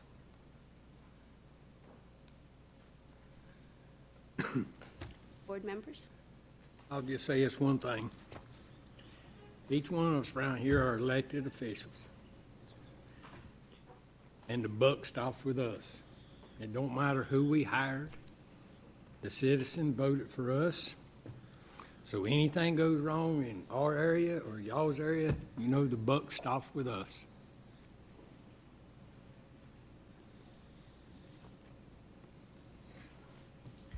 My only comment is I'm really I glad would that we're say- having this meeting. We waited a long time to have it. It was long overdue, and it makes so much difference to have meetings set up so we all get together on a regular basis, and I think it's been very helpful. We need to do it more often, on a regular schedule. December, didn't we say December? What was happening in December? We said December. Really? Yeah. So- well, 'cause it was Nobody's got when- anything going on in December, right? No, it was something to do with Christiansburg High School and the final costs and numbers and. Yeah. Ms. So, Franklin? yeah, so Mr. King, I have said that many times, but there are some times when that buck doesn't even get to us so that we can even respond to it. Or even know about it. And that's why we are looking at everything to make sure that we have everything we can in place so that every buck will be stopping at this table and we will have a clear picture as to what's going on with it. Yeah, I understand that, but it's our job as elected officials. When we got projects going, it's our job as elected officials to make phone calls, to have visits with the one that's in charge of it and say, how is it going? I mean, that's just like an architect or something. They should have come to a school board meeting and told you, that roof's bad, we got to fix it. So-and-so said, we'll do that down the road. But that was that architect or whoever that y'all hired, it was their job to come to y'all because you're in charge. The And- administration, We I don't don't care. know who And they we went to. don't. What we don't know is whether they went to anybody else. I mean, that's what I'm saying. It should go Well, back on the architect or whoever, because We cannot What if the force. architect went to the appropriate person? number one is this elected body They here don't, is they the. don't go to appro- us. That's not who supervises the architect. The superintendent supervises the architect. You're in charge. That Doesn't come directly to the doesn't board. come directly to the It's up to the board. superintendent to advise the board. That's called operational. Well, what I'm saying though, if he or she, whatever, knows the roof was bad, and somebody told them, well, we're not gonna worry about that, we'll do that down the road, they should have come to one of y'all and said, listen, he wants to put it off, or she wants to put it off, but We we, don't disagree with you. It didn't happen, and we're working on processes to make it happen. I mean, that's all I'm saying, the buck Just stops need with to us. have worse. Yeah, so, But the and, same and again, I can't make people speak, plain and simple. Yeah. Cannot make people speak. Hindsight's always 20/20. Plus, they would have been risking their job to do it, their commission, their contract. How's that? If you're a supervisor and one of your contractors goes above your head, you think you're gonna wanna work with that contractor if you're the one that's charged with supervising them? That's just like whistleblowing. Did you not discuss just whistleblowing a while ago? You know, I you mean, can you have, got policies for that? And as I I'm s- not saying that it's right or wrong, I'm saying it puts the contractor in a position where they could lose the contract if they are the whistleblower. And what I'm hearing from these Contract folks says that you report to to this this person. person. And what I'm And hearing that's- from these folks is there was a culture problem that was created where people were not empowered to speak their minds or to have their opinions. And that happens. People in leadership, I mean, power corrupts. It's not an agenda item. Huh?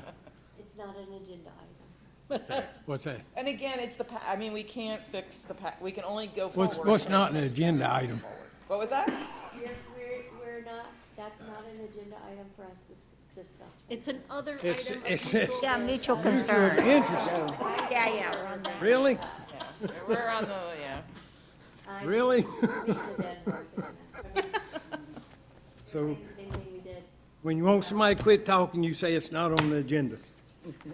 Other items that I guess we can come up later, I had wanted to talk about some safety and behavioral issues within the school system. I know you're not prepared for that's all. those type of, and that can be a discussion for later, but as we are hearing from our public, either in public address or in emails or when you're out in the grocery store, we always encourage, we want every citizen to come forward and speak and let us know what's going on. We are hearing some concerns about safety issues, behavioral issues in the school, which we're all aware of those, and we know that COVID has just put even a more demand and challenge on everybody. And so I'd like that to be a future item, whether it be in the, Do you refer them to the superintendent? Because I would, if a parent came to me, yes. I would say, And I tell them I don't work for the contact school Dr. board. I didn't hire that person. Yes, I do that all the time. But still, that, So that it can get the right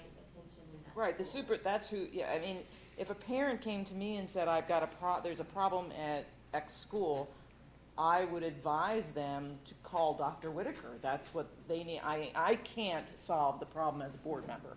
And just like you can't solve their problem, they need to go to the person who can solve their problems. And the person who can solve their problems is Dr. Whitaker. And that's what I would advise any of you when you run into a parent in the supermarket or wherever they are. We hear because we get as many people you hear, we probably hear double that. But when you think about the number of those people versus how many students we have and how many parents we have, and it's a smaller number, but still, they need to contact Dr. Whitaker if there is a particular concern, because we would want to address it right away. And the only way we can address it is if we know about it. very good. So we will continue, and I'm sure all our board members will follow up if citizens reach out to them. And of course, we can hear that during our public address as well. But then at one of maybe of our meetings, we can address some of those issues and work through those things as well. Does any other board member have anything else they'd like to bring forward or for future discussion? Do I have a motion to come out of work session? Motion and second. All in favor? Aye. Aye. Do I have a motion to enter into closed session for the board to discuss 2 employee matters and 2 personnel matters? I think it's 1 employee matter and 2 personnel matters, as authorized by Section 2.2-3711 of the Code of Virginia. Adjourn. Second. Ms. Drake or Ms. Woods? Gotcha. Ms. Bond? Mr. Chewbacca? Yes. Ms. Franklin? Ms. Graham? Yes. Mr. Hudson? Ms. Parton? Yes. Ms. Cass? Yes. 7 in favor. Okay, we are now in closed session. I guess Annie's room, right? Yeah, Annie's room. I